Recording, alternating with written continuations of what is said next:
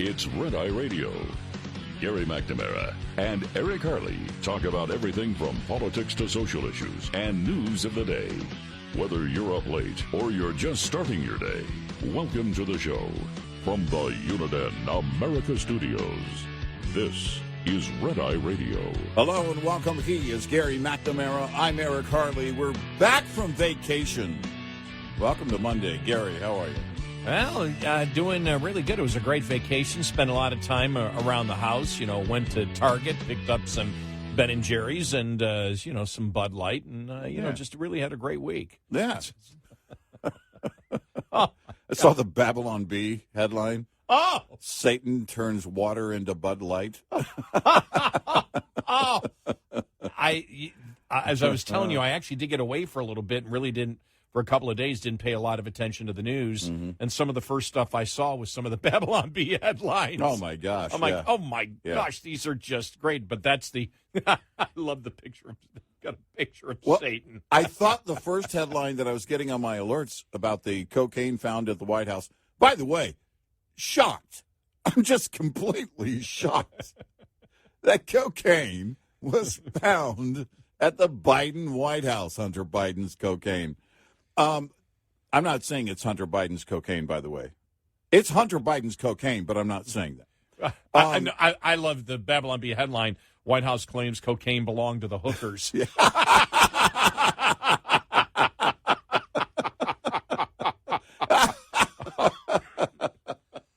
Oh, my gosh. Oh. We started saying, and it was a few months ago, when Hunter just seemed to be with his dad everywhere. And we thought, all right, look, they're probably getting geared up for whatever the defense is going to be and all that. Then the indictment came down, and then we're on vacation. And they find, and I love the liberal headlines, mysterious cocaine found. It's not a mystery. It's not a mystery. For the love of garbage, man. I did like the Babylon Bee headline where it shows Rachel Maddow with her head down and her hands near her nose, but her head's like down, and it says, Rachel Maddow snorts line of coke on air to prove it's no big deal. D.C. police say they may never discover who left bag of cocaine labeled property of H. Biden at White House. I'm waiting for, and maybe someone's already put it out there, the medicinal properties of cocaine. Right?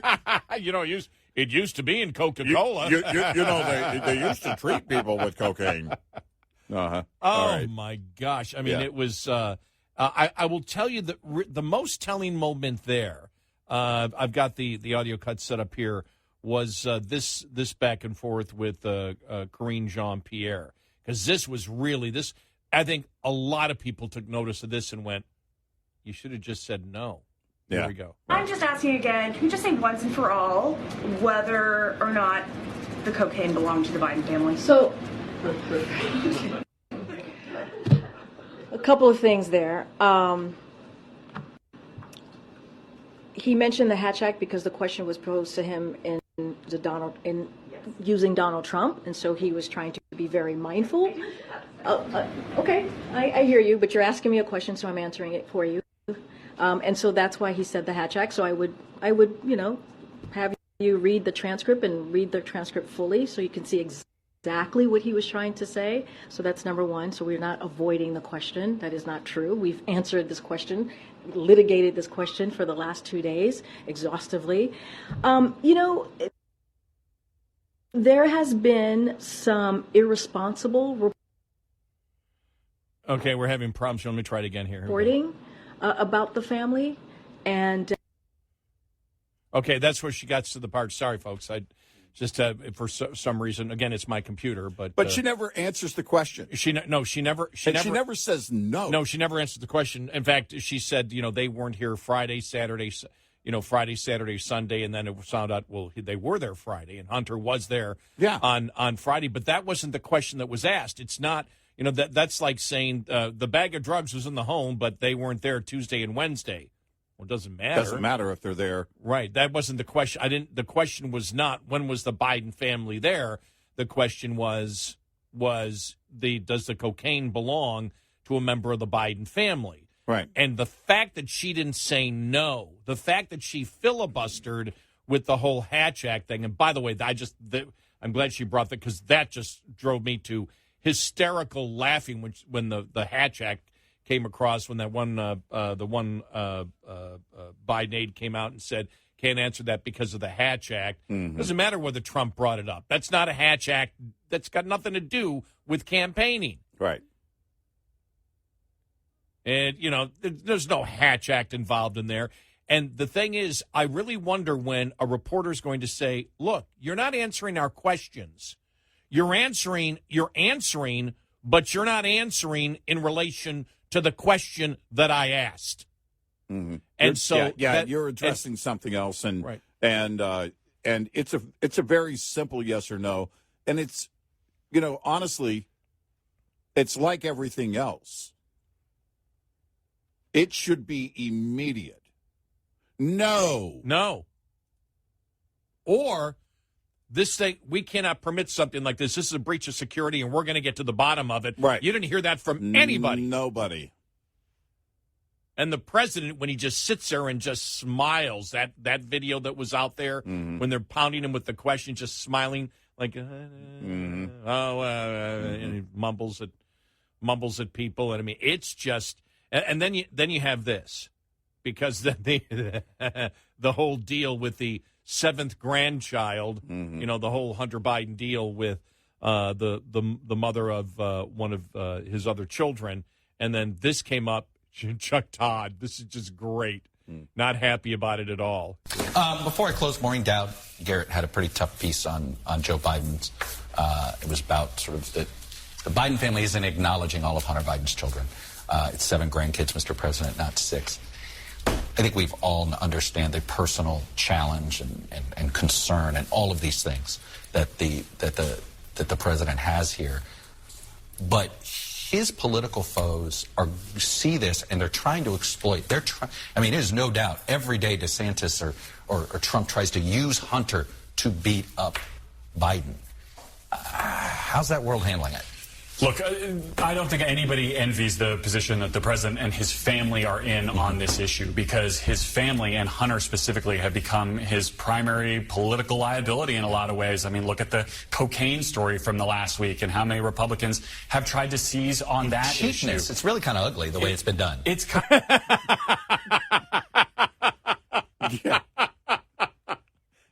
He's just, there's no way out, so you have to attack you have to attack the opposition party. Yeah. Which, again, there's a couple of things here, with the child, again, that this is in response. It's not a Hunter thing. Nobody cares what Hunter says. It's a president thing. Yeah. The president said it, and the president is the one. Liberals, you can't have it both ways. You can't sit there and say this whole thing is horrible. The Republicans are going after Hunter, and he has had a drug problem, and the drug problem is we've all had addiction in the family, and so we need sympathy. And this is just about a father who loves his son, and a father who loves his son, a father who loves his son, and ignores that he has a 7th grandchild. Yeah. By that son. Right. Does he not love the grandchild? Right. You can't have it both ways, liberals. But you see this, and we've been talking about it from the beginning. The Hunter Biden liability is just as bad as the Joe Biden liability to himself. Yeah. And it comes as one package. There's no way it wasn't going to. Right, because the defense, and we saw it on The View, the View was the ultimate example of that, which was, this is about a father who loves his son, and we've all had addiction in the family, and it's so terrible. A couple weeks later, they find cocaine at the White House. That's where you look at it, and the questions there that you get into there is, number one, if a white powder, well, number one, the different locations that the different stories that were put out there, and now we find it's in a very secure area where you don't have regular tours going through this. Right. These are only people that have business in the White House and family members. Right. And so when you look at it and you say, okay, who could get in without being searched? Right. Very few people. But who could get in without being searched, going through the same search procedures? Family. Yeah, there are very few people that are going to, that are going to have that kind of access to it, to that part of the White House. And, the whole idea of first of all, any white powder being found at the White House. Oh, that's the national security concerns, yes. Yep.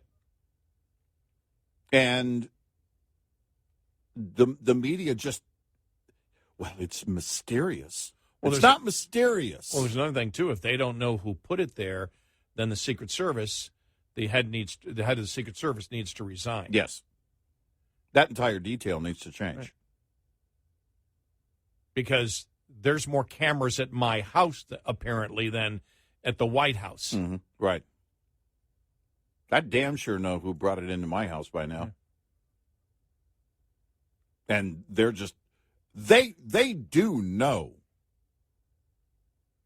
They're just playing this game like it is a mystery. But when Karine Jean-Pierre is sitting there saying it's so irresponsible, what has come out? In fact, asking that question is so irresponsible because they weren't here Friday. They weren't here. You're not answering the question.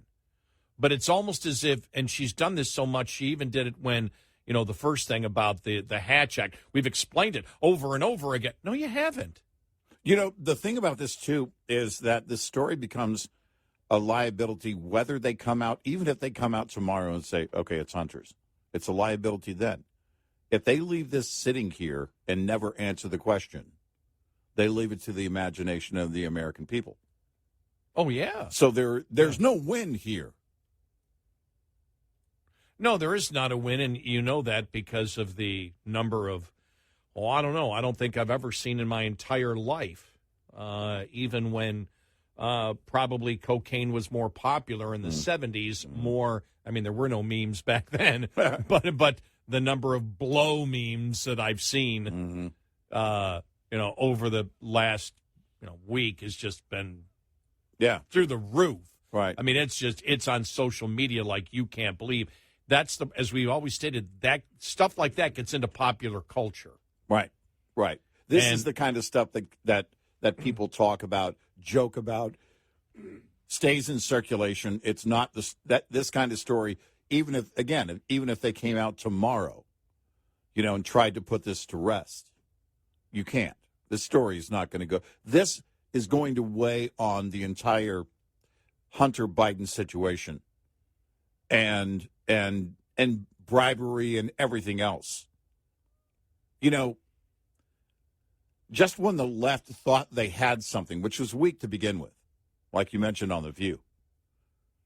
This is a love of a father trying to take care of a son with an addiction.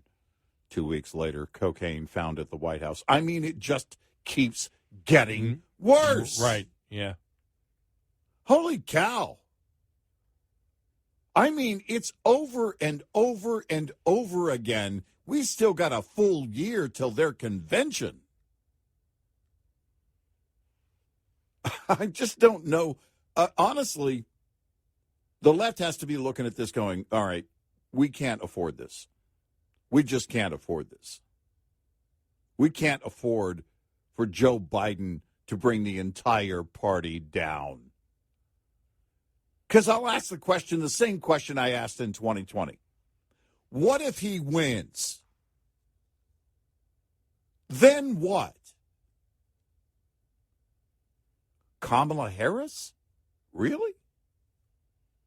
Because that's where we are. He's not healthy enough to finish a second term. Everybody knows that. Well, then we did get an example. I'm going to play this audio cut here.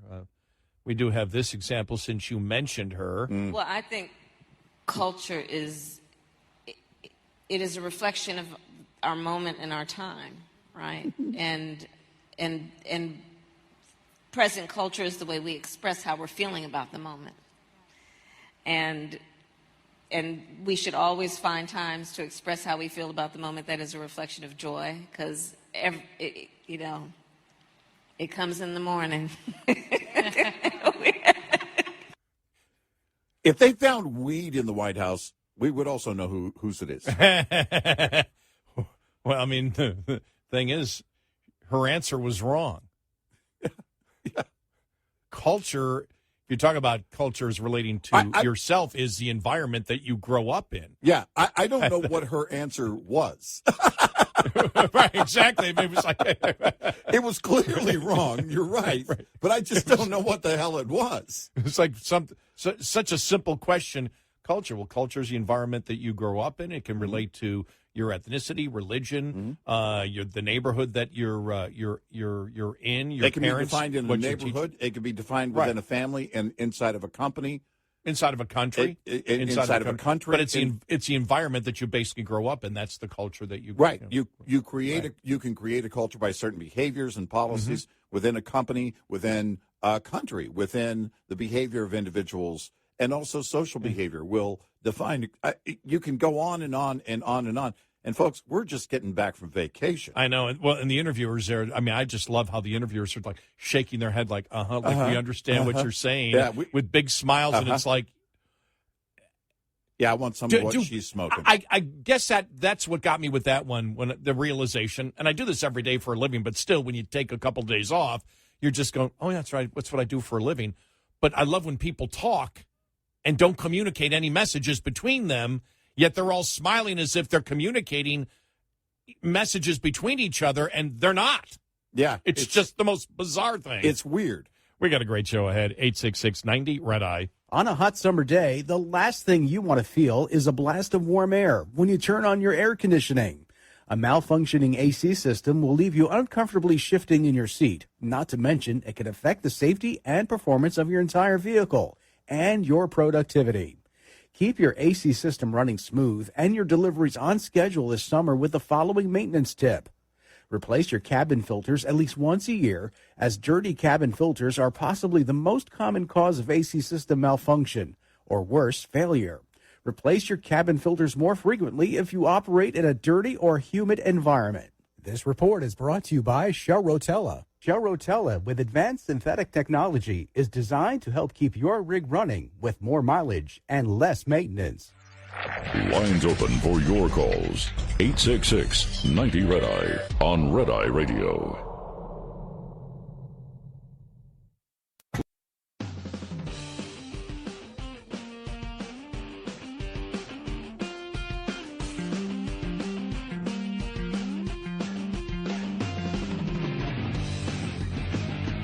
It's Red Eye Radio. He is Eric Harley, and I'm Gary McNamara. We got so much coming up here on the show today. Some great audio. This is one thing. I shook my head. I went, well, I'll wait till I get back last week and see the cross examination of these are the hottest days ever on planet Earth. Yes, it was the hottest day ever. I'm like, we're all gonna die. And the first thing I went was, bull. Yeah. Yeah. Y'all come down to Texas. We'll show you how. Well, did you see the other one that came out from the UN study claiming that extreme heat will make the U.S. South unlivable for humans by 2070? Yeah. I mean, it's like, okay, there's a pushback now on EVs. There's a pushback now on the climate craziness. We need to come out with even more ridiculous rhetoric. All right, here we go. Let's do it. Right. Yeah. I was on the coast, and each morning you come out and you can see the water line of where the high tide went. Oh, the ocean is rising. No, it's high tide. And here in a bit, it's going to be low tide.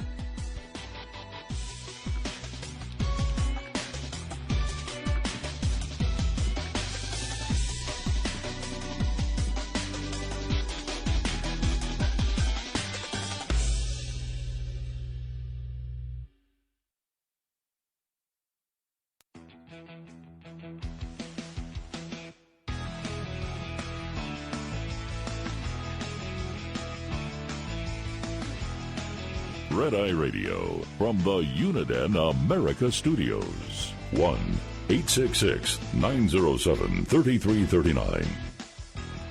And he's Eric Harley, and I'm Gary McNamara.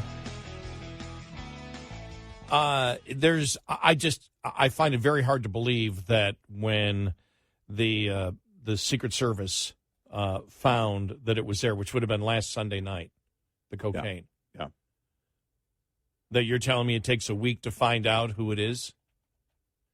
In a very near the Situation Room, where you're talking about where they discuss the highest classified things in the United States. Right.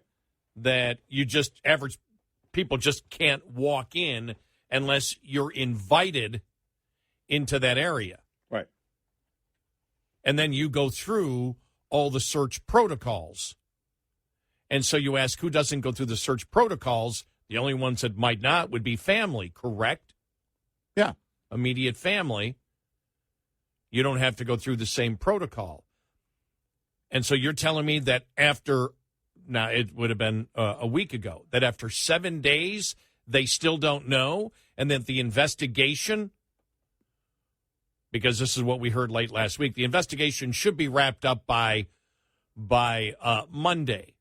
Well, you know exactly who's been in those areas, and if you don't, the head of the Secret Service needs to resign. Yeah. Immediately, because there's a variety of different things you need to be worried about. Number one, security, that somebody could bring a white powder. Forget about the cocaine and forget about Hunter. Right. For the moment. This means somebody could bring in anthrax. Well, the entire idea of having security at the White House is that anybody could be compromised. And there are a few exceptions that you let outside of that rule. So, in my opinion, you need to change the entire Secret Service detail. Right, if you don't know. If you don't know, No, right. Change it all. And it should have happened by now. Because now we're left with a situation where many people believe the current president is compromised because of some quid pro quo. Right. Taking money in exchange for some kind of favor. And now you add to it a situation where someone was able to bring a white powder close to the Situation Room. What the hell is going on at this White House? Into the White House, right. And so then you look at it like any investigator would. Yep. And none of this is irresponsible at all. No. And I said irresponsible because that's what Karine Jean-Pierre said. Yeah. That it's irresponsible when she says, can you tell us, is it a member of the Biden's families? Which, by the way, is a totally logical question for any investigative reporter to ask that question. Because nobody will say, knowing that Hunter Biden had a massive drug problem, including cocaine. Right, that's what we know, right? In fact, how do we know it? Because the entire liberal media is saying, oh, the entire thing is between a father who loves his son, who's a drug addict, and we need to be compassionate about all drug addicts out there because we've all had it in our families, and the president loves his family except his seventh grandchild. Yeah. My God, it's just everything is just so it's like we're living in the most bizarre world ever. But all right, so then you've got, here's the problem that the White House has. Number one, then it has to be a staff member, most likely. Or you're saying that somebody who got close to the Situation Room as a guest was able to bring it in? Or it has to be another staff member. If it's another staff member, would they not know, and would they not fire that staff member immediately? And wouldn't they have come out and stated it? You're talking about one particular area that I'm sure near the Situation Room is loaded with cameras. They know exactly who was there, in and out, without question. They know. Yeah. Why wouldn't they announce it? You have to ask that question. Because if it is Hunter Biden, if that's his cocaine, then does not the entire deal, would there not be more outrage for the entire deal for Hunter Biden at that point? Because at that point, remember, at that point, Hunter Biden has committed a felony for having cocaine in the White House. If that is true, you have Joe Biden, who has completely ignored the situation. Really, that was the number one story. Yeah. For a couple of days last week. Right. It was the number one story. How did cocaine get in the White House? Right. It's not pot, which No. is still illegal federally. Mm-hmm. But this is cocaine, which gets you, who knows what the amount is, which can get you small amounts in by federal law, a significant amount of jail time. Well, the entire thing is, if it's Hunter, do they not prosecute? What do you do in that situation? Has anybody in the press corps, and I haven't seen it, and maybe I missed it, asked the question just simply yes or no, do you know who is responsible? We're not asking you that. The premise of that question is not to tell us who is, but do they know who is? Because if you don't know by now, something is incredibly wrong. Well, they have said I think they've implied at the minimum they don't know. That because, they're implying that they don't know. Right. Because the questions, when any question is asked, they simply say, well, we'll refer you to the Secret Service. We refer you to the Secret Service. The Secret Service is doing the due diligence and doing the investigation. And when their investigation is complete, we should know. Doesn't take this long. No. Well, the thing is, if there was ever a situation that made it crystal clear, even to the most loyal Biden supporters, that they won't answer any question. No. This was it, because when she asked that question, as we played earlier, and she said, is that cocaine? Does that belong to any Biden family member? And she would not say no. That's the first thing that should have come out of her mouth. That was unbelievable. That I couldn't believe that I heard that. I'm like, my God. Are they not going to answer any question? Because every single time they don't answer a question, the public goes, okay, all right. Now, we've seen the polling on, for example, the president, whether people believe that he is, that he took, illegal money through influence peddling. The majority of Americans believe that now. Well, and remember when Kirby and Jean-Pierre were standing there and they were asked a question about the whole quid pro quo and bribery thing, and they didn't immediately come out and say, no, the president is not compromised and he has done nothing illegal. He's done nothing wrong. It should be like a reaction you can't even control. Does the cocaine belong to somebody in the Biden family? No. No. We didn't hear that. Nope.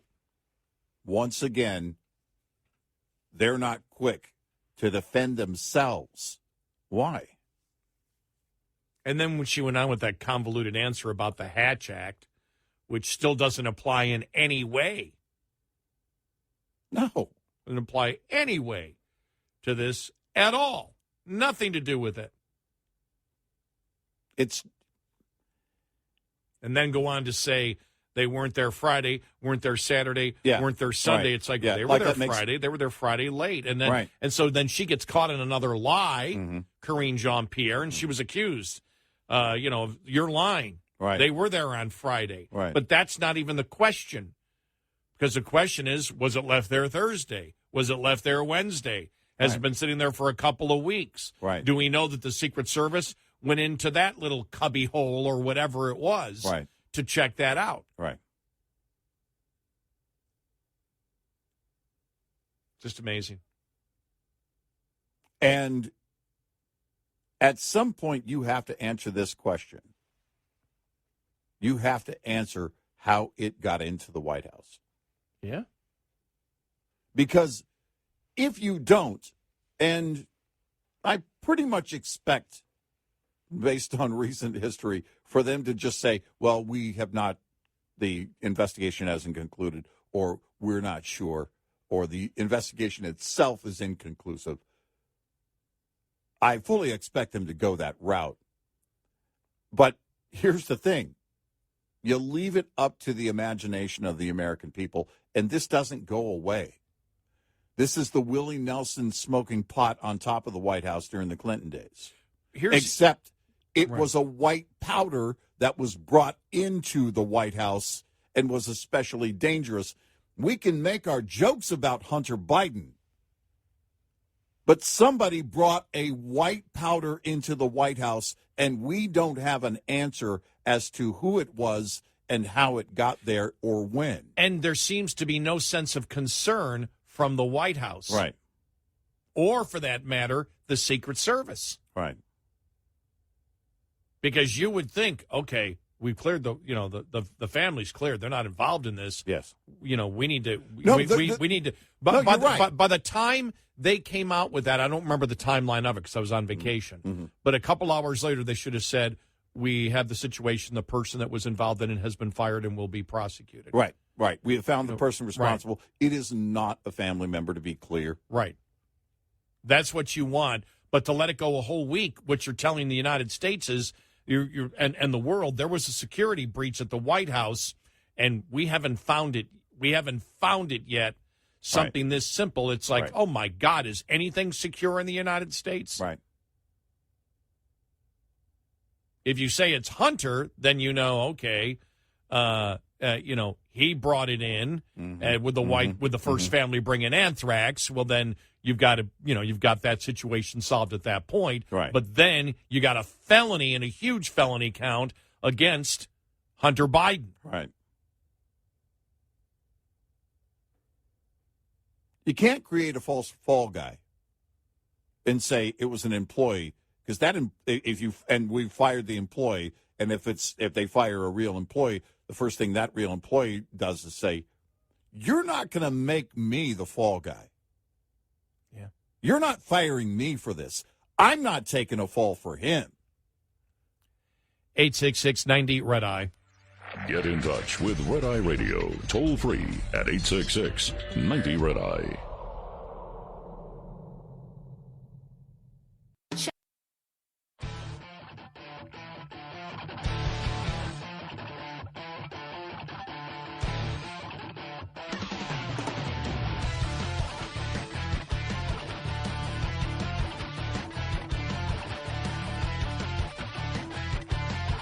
It's Red Eye Radio. He is Eric Harley, and I'm Gary McNamara. So it's really going to be interesting to see what happens today, because today was the day that most people were looking at saying, okay, the Secret Service should have this all wrapped up by today. And your thought would be 8 days after? Yeah. Really? Right. 8 days after? So somebody brought it in. Yep. And somebody has to be charged with a felony. Yep. For bringing cocaine into the White House. Right.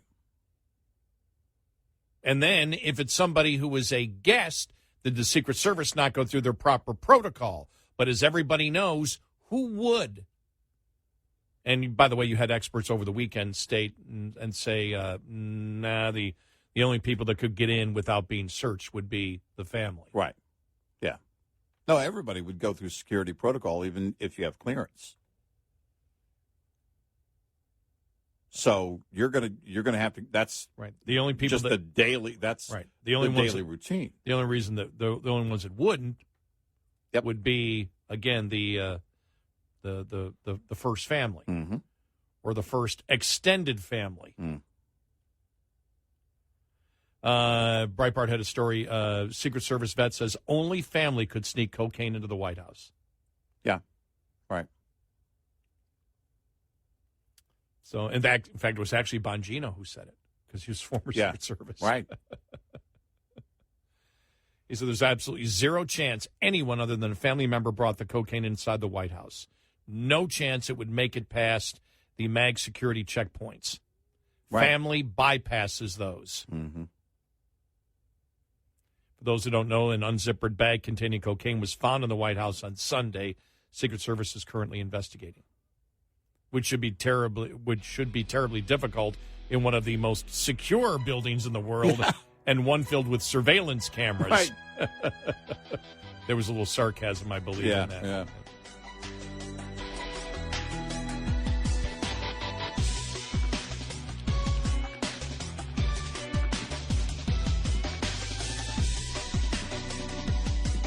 Top of the Hour News is brought to you by House Products. Visit houseproducts.com. This is Red Eye Radio on Westwood One.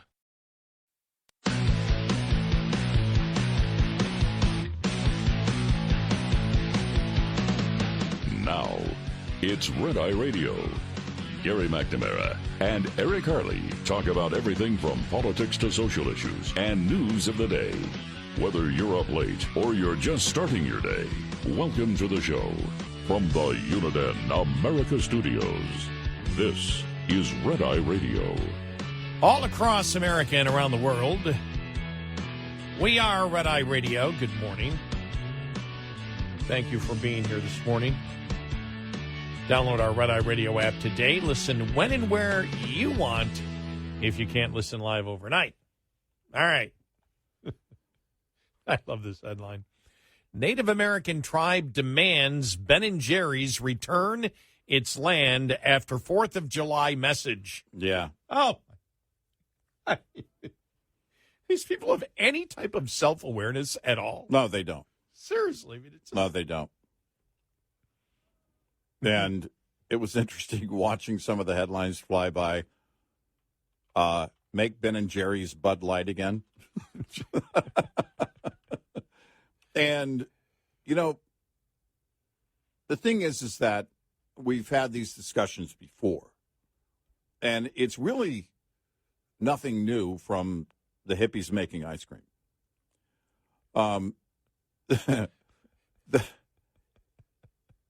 What is new is that you do it in the wake of what happened with Target, with what happened with Bud Light and everything else. And, you know, we can have plenty of discussions, but the timing couldn't be worse. It's just a total lack of self-awareness. You know, years ago, by the way, in 5 days, 18 years for us. Yeah, that's right. And we had talked about this years ago when it was brought up, you know, the whole thing about, you know, stolen land. And it's like, well, they stole it too. Mm-hmm. There's always been a battle for territory. Right. There's always been a battle for territory. And I'm glad that Rich Lowry in National Review said Ben & Jerry's Ice Cream wants the United States to return the Black Hills to the Lakota, which raises the question, once his transfer takes place, will the Lakota turn around and give the Black Hills back to the tribes they took it from? Right. It's never a good idea to get your history lessons from an ice cream maker with a hippie vibe that sold out to a multinational conglomerate long ago. But the Ben & Jerry's July 4th condemnation of the United States is founded on stolen indigenous land is a common enough hostile interpretation of our past that it's worth dwelling on. There is no doubt that our dealings with Native Americans were characterized by brutality, land hunger, and duplicity, and constitute one of the nation's foremost sins. The problem with Ben & Jerry's view, which is considered a truism of the left, is that it is immune to complexity and rests on the ahistorical, ultimately condescending belief in inherent innocence and peacefulness of Native Americans. And they go on, consider the Lakota, like many of the other tribes we encountered on the plains, they were relative newcomers to the areas, getting pushed westward by intertribal warfare and establishing themselves there by force as well. Counter to the saccharine romance of such depictions of Dances with the Wolves, the Kevin Costner movies, Native American society was red in tooth and claw. Native Americans weren't simplistic archetypes, but real people prone to the usual flaws of human nature, including hatred, greed, and violence. The Ben & Jerry's July 4th message refers to the Lakota fighting to keep colonizers off their land without any mention of the fact that just a short time before, they were the colonizers. And the thing is, that's what really surprised me, because conservatives had really, a long time ago, nixed that argument. Yeah. We talked about it way over a decade ago. Oh, yeah. And really haven't revisited it because we know what the history is. Mm-hmm. There are no pure societies. No. No, the question is how far back do you want to go? Exactly. And what are you trying, and ultimately, what are you trying to resolve?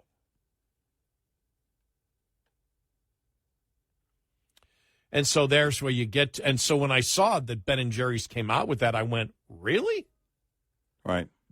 You're just, I guess you got nothing to do, so you're just going to recycle. I guess. The old falsehoods that the only colonizers were the Europeans who came to the United States. Well, that it didn't exist before then. You just can't, in today's world, as a liberal, allow people to celebrate anything that includes the American flag. How dare you? We must make the American flag offensive. Any celebration of America must be deemed offensive. Ultimately, because if you want to get to the very foundation of eroding the Constitution, as they've been doing over and over and over again, you have to make the word America, the image of the American flag, you have to make it something horrible in everybody's mind. You have to make it offensive to the point that years down the road, oh, I can't even believe we had such a holiday in this case. And that's exactly their attempt. As for the Lakota, they didn't gain control of territory to the west through gentle persuasion. They gained control of the Black Hills in the late 18th century by expelling the prior occupants. The history here doesn't neatly line up with the Ben & Jerry's call for dismantling white supremacy and systems of oppression and ensuring that indigenous people can again govern their land and communities they called home for thousands of years. Which indigenous people and which lands? None of this is to minimize the double dealing that saw the United States take the Black Hills after the discovery of gold, or the demographic catastrophe that befell native peoples. Europeans unleashed terrible epidemics when they came to these shores, although that wasn't something they foresaw or intended. The potted version of the nation's history, favored by the likes of Ben & Jerry's, is meant to delegitimize the United States as such. Not only does it make the country's expansion a tale of unadulterated malevolence, but it also can't accommodate the reality of Native American peoples who practiced self-interested, ever-shifting diplomacy with one another and Europeans, and who constantly warred with one another and Europeans for land and hunting grounds, for honor and vengeance, and for captives to add to their numbers. Suffice it to say that, no matter what their latter-day champions might wish, these people were not politically correct. So there you go. And it was amazing that it's like, really? You're coming back with that? It's almost as if there's no intellectual growth. Mm-hmm. It's like, we've done this. Okay, let's rehash the same thing that we brought up, the same BS we brought up, 15 years ago. Let's bring it up again. It's already been debunked, but we'll use it again because we've got nothing else. And hey, we're just lazy. Right. We really don't want to get into debating the issues. We just want to make accusations, that are false. And we'll get to that. We'll get to more of that too. Think about this, because it was really interesting, the affirmative action ruling. And you look at the two people that brought up false facts. the two justices have brought up false facts in a couple of the rulings here in the last week after we went on vacation. They brought up falsehoods, things that didn't matter to make their legal point, and they were both the ones that claimed that they were recipients of affirmative action. Yeah. Not really a good call. Right. You sort of make the critics' points of affirmative action. Right. But we'll get to that coming up in a little bit. And the whole college loan thing. Did you see that even the college loan was the closest when it came to the polling? But it was still a plurality against it. Mm-hmm. Yeah, and it's interesting that the response immediately from the administration was exactly what we said it would be. They're going to have a secondary response, and it's going to be a plan that they already had in place. They knew it was going to fail in the court. They knew they couldn't do this. Right. They said it. Biden said it at one time, and the former Speaker of the House, Nancy Pelosi, said it. We don't have the authority. Or the president doesn't have the authority. It was really interesting because that issue. I saw the left was it the whole ruling on from the federal judge on the censorship and the whole thing of government, because this is really a new thing. It hasn't happened. Government using private corporations to do their own censoring, right? To do government censoring through because we've never had things like Twitter. We've never had things like Facebook or not, and the judge brought up the very serious, First Amendment, situations, and you had Jonathan Capehart. Did you see that? Biden tech censorship efforts responsible, and the court ruling against him from the fever swamps. That's the Washington Post associate editor Jonathan Capehart defended the Biden administration's social media censorship. I mean, it was like we're rehashing everything again, like, censorship is good. Censorship is good because the government... Because they thought they had won the conversation. And when it came out that you had the government officials going to social media and controlling the conversation, they were okay with that. The left was okay with that because, again, it means that they win the conversation if they can shut down opposition. If they can shut down dissent, they control everything. And that's exactly where they're going. Control the language. Or stop the language. Yeah, shut it down and punish it. Shut it down. But the interesting thing is with the censorship, the biggest stories that were censored because we needed the country to know the truth was not the truth. Right. Right. And the left acts as, well, that's no big deal. Right. Because their intent was good.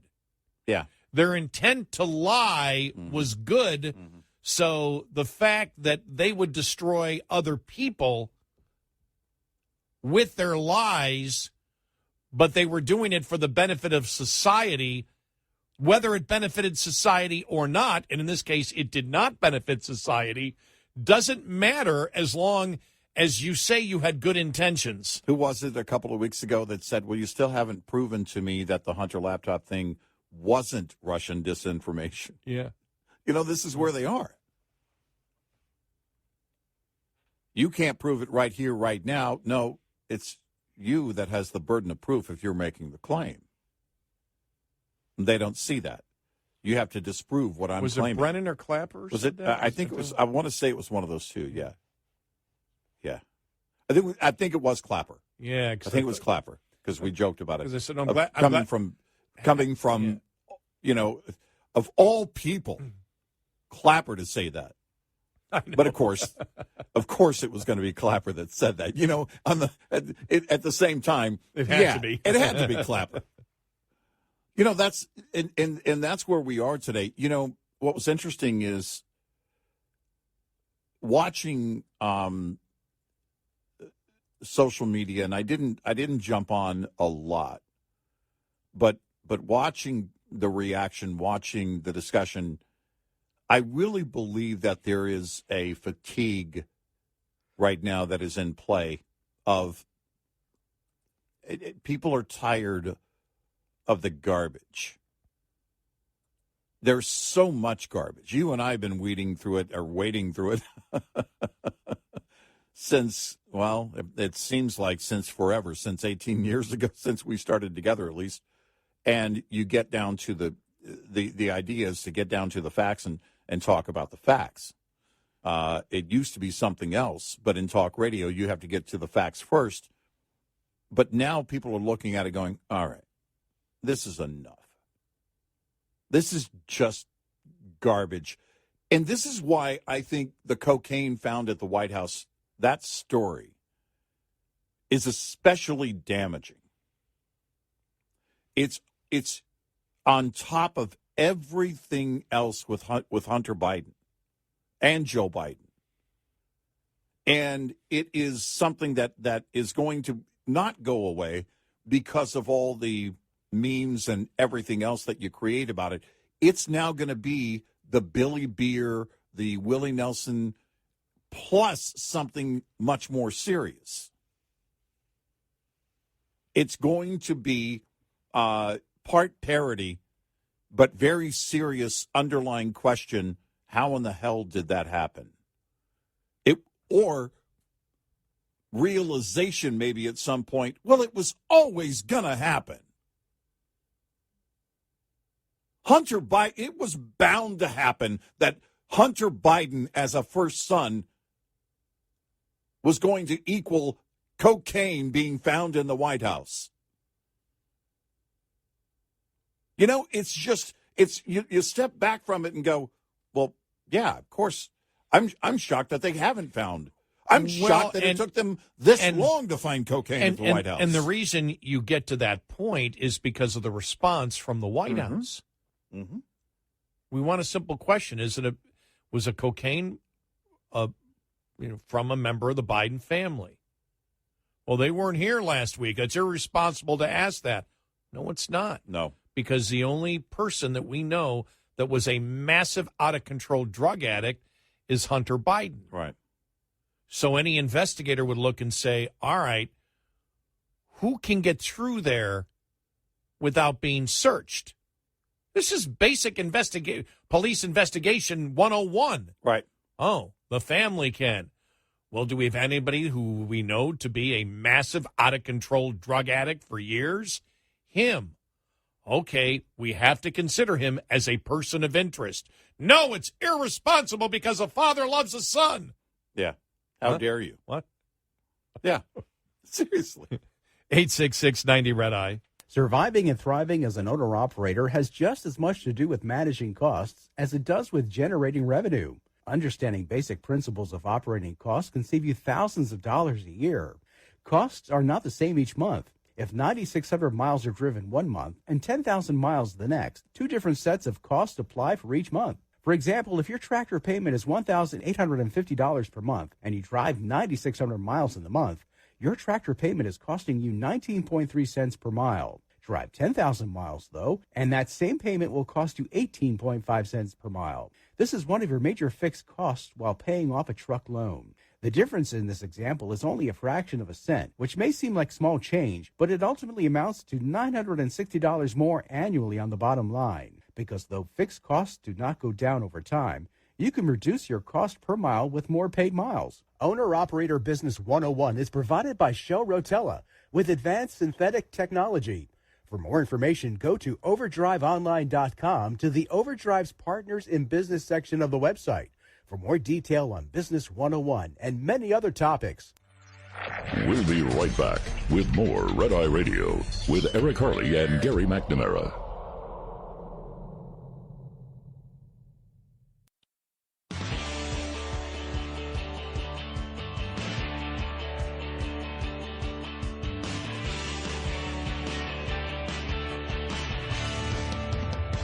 It's Red Eye Radio. He's Eric Harley, and I'm Gary McNamara.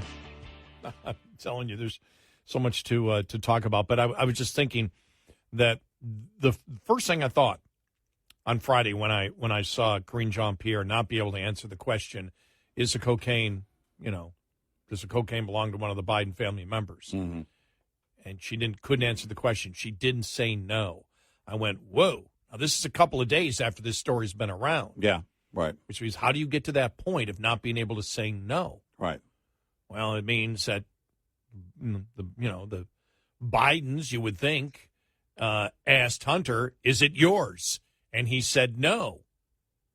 So the reason that they didn't come out and say, "Well, no, it's not his," is they don't believe him.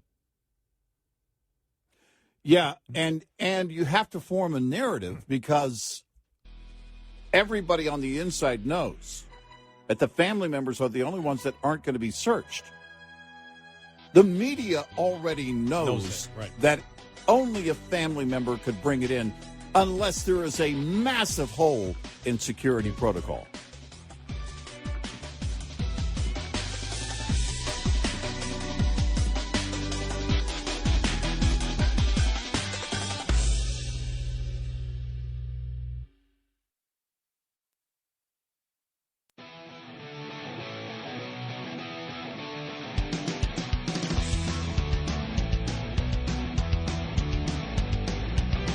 Gary McNamara and Eric Harley taking your calls. 1-866-90-RED-EYE. And he is Eric Harley, and I'm Gary McNamara. All right, on the Supreme Court rulings, and a couple of them came down after we had already gone on vacation. But the student loan, what was interesting is when I was on vacation, I was up in New York for the first part of it. But every single news story I saw on it was simply one-sided. Only talked to people who had college loans. Yeah, right. That was it. Right. The actual morality and the ethics of it was never discussed. And as we have stated, to the president and the Democrats, it is more moral. They believe their morality is if you signed and took out a loan, whether you have problems paying that loan back or not, the higher morality is to have people who did not take out that loan, did not sign that contract, did not receive the benefits of what that contract provided, which was their education for the loan, that the higher morality is people who did not sign a contract to receive a benefit and therefore acquire debt. Those people are not responsible for their own loans. People who never had anything to do with signing a contract or receiving the benefits should pay off that loan. Yeah. When you bring it down to that, you cannot argue that point. No. You cannot. That is an. I know people are saying you can argue any point. All right. It would be an extremely weak argument.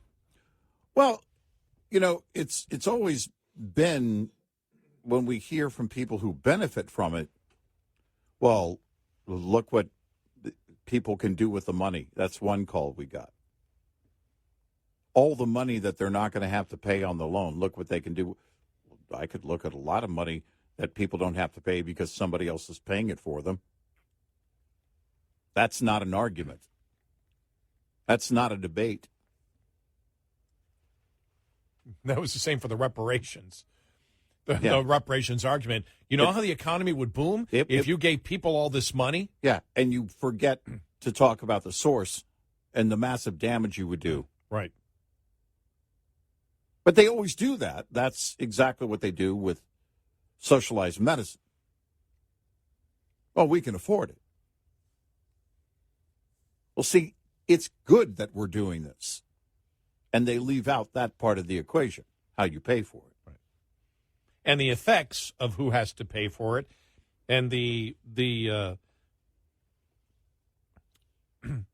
effects of what it will actually do to the system of education. All those are left out. It's simply The only thing the media was focused on last week was simply how those people who will not get the relief of tens of thousands of dollars taken off their loan, how it would affect them. The rest of the entire equation did not matter at all. Right. The constitutional part of it, does the president have a right to do it or does it fall on Congress? Not a part of the discussion on what, and I probably saw 5 or 6 stories from the national media. Not one discussion on that at all. Yeah, right. So nothing on the legalities of it. Well, this is something that Congress should do. Even though we all know that's why even in the decision, they had Nancy Pelosi and her statement. Yeah. Well, it's because it is very clear that the executive branch doesn't have that kind of authority. Congress can go in and, if they want to, rewrite the law. But they need the will of the people to do that. They need the will of their constituents to do that.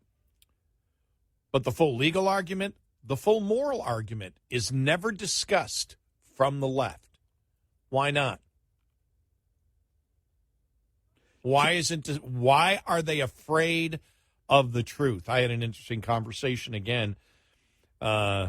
Met some people, and this was all a part of golfing, and had a ton of these different discussions when they were asking me, what's it like to be in talk radio? I mean, to do that show, what is it like? I said, well, it's not what it used to be. We actually don't debate the issues anymore. We're fact checkers. Now, we debate the issues, and we will talk about the morality of the issues, but that's not what's going on. That's not a major part. We don't get, I would say, hardly any response back talking about the substance of anything that we talk about. Would you agree with that? Yeah. For the most part? Right. Yeah, we really don't. And I'm talking about 90. If you take 99 out of 100 responses that we get that are negative, they're not talking about what we talked about. They've either deflected to a different argument or they say something that we've never said. Very rarely do you get anyone on the left that's willing to actually debate the substance of the issues, because they don't even want to talk about the substance of the issue because they know they can't. And we see it across the board on every single issue, as we've talked about before. And when the issue there for the college loans was still the same thing, even though that was the closest. Even affirmative action had, and that really bothered the left last week when they found out that on every single issue, the majority or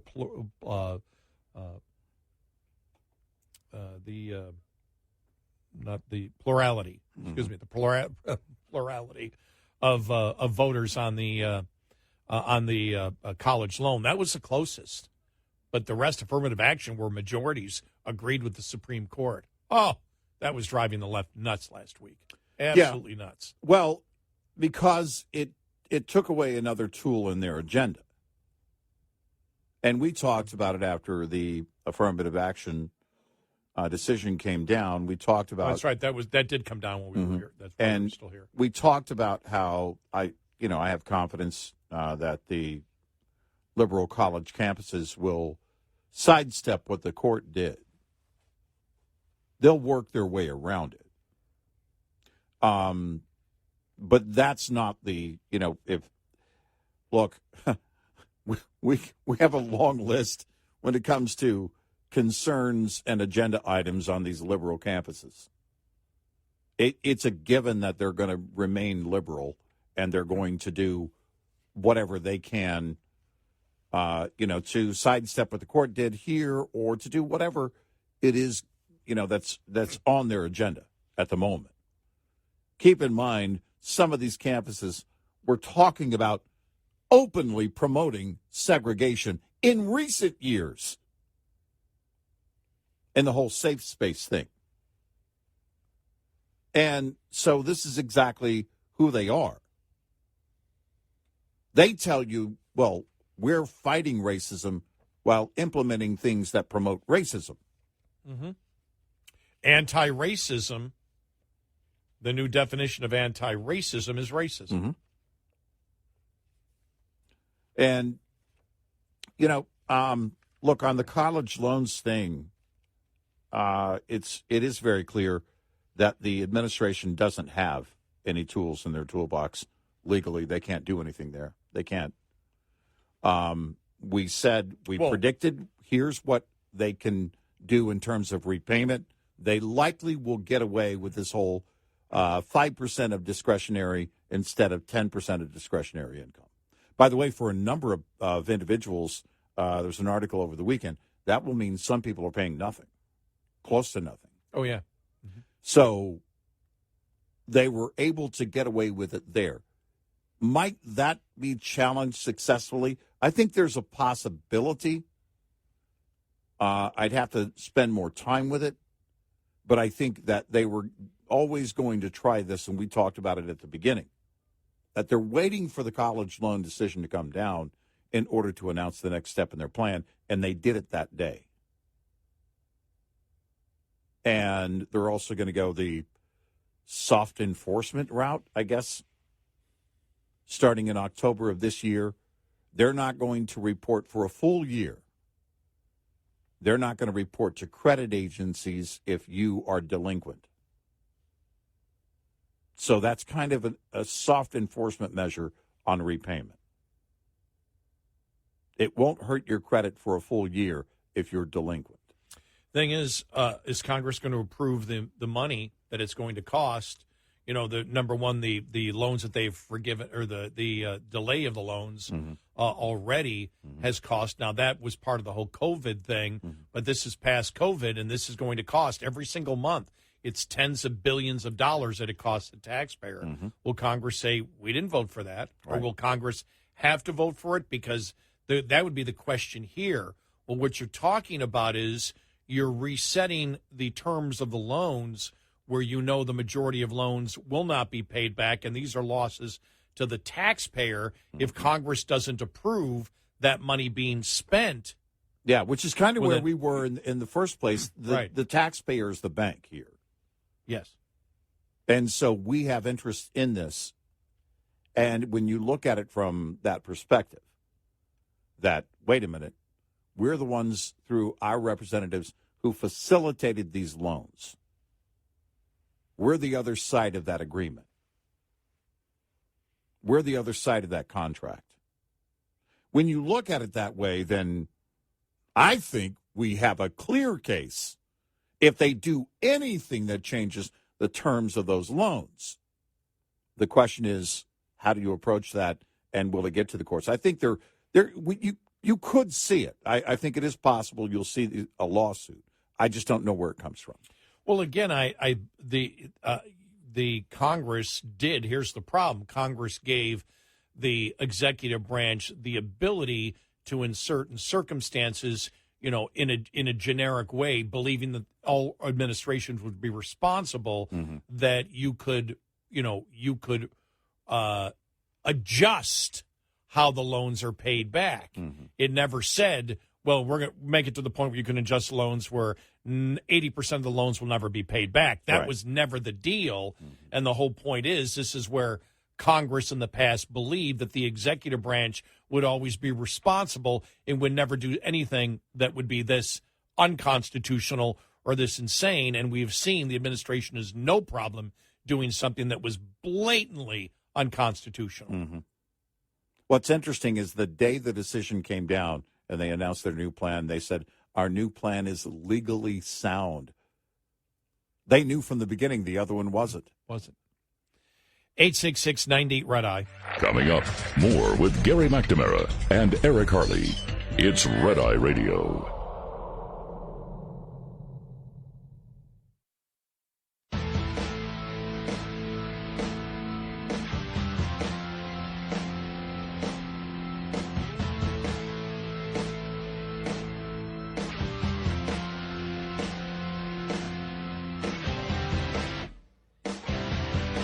It's Red Eye Radio.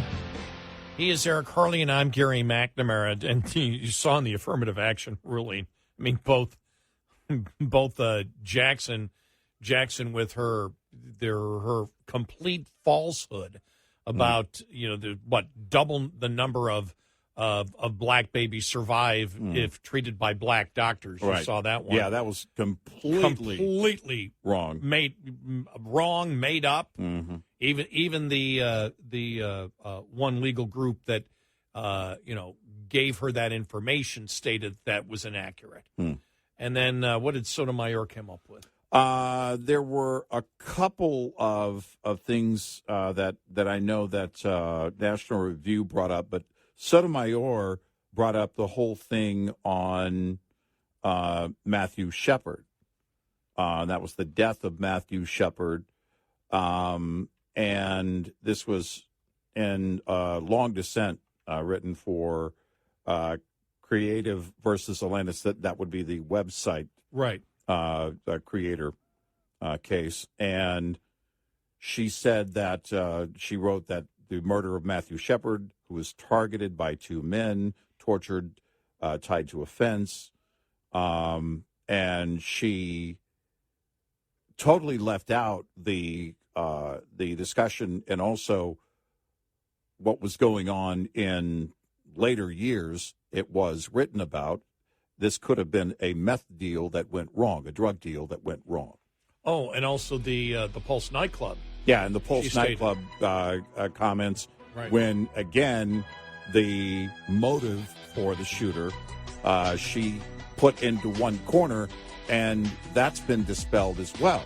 There was nothing ever, but if you're going to be that way, certainly you're going to be that way openly in your opinion as a liberal justice. I really wasn't surprised by either. This is Red Eye Radio on Westwood One.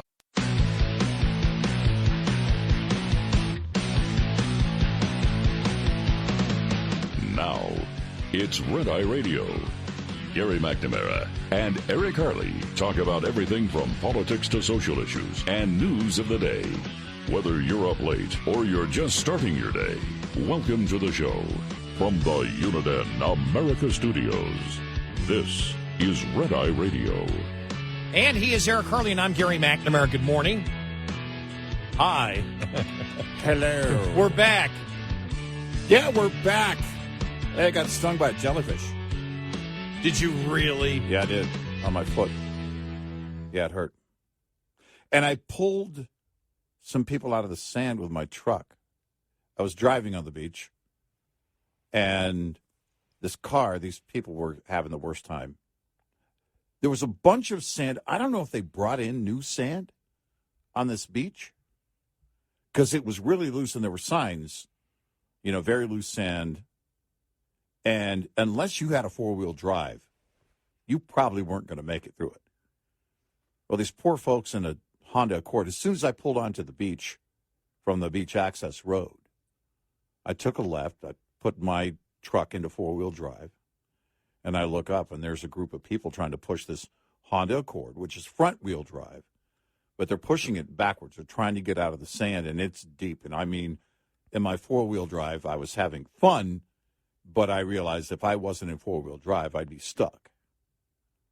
And so I said, okay, you guys need any help?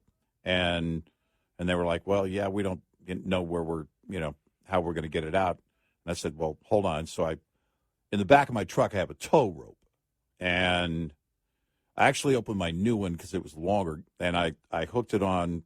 I had to crawl under the car in the sand. By the way, this was all fun for me. My wife was laughing because she knew it was going to be fun for me. I've been waiting for this moment, to be able to, because I bought some tow ropes and the whole thing. And my thought is, and I've got these hooks on my front bumper that are built into the truck for this very thing. I don't have a winch just yet because I haven't decided. I'm going to get one, but I haven't decided yet. But it's a simple enough thing. I just wanted to make sure that I wasn't going to hook it on a component. I wanted to hook onto the frame because there were no tow points on this particular vehicle. And then I had the driver get in the driver's seat.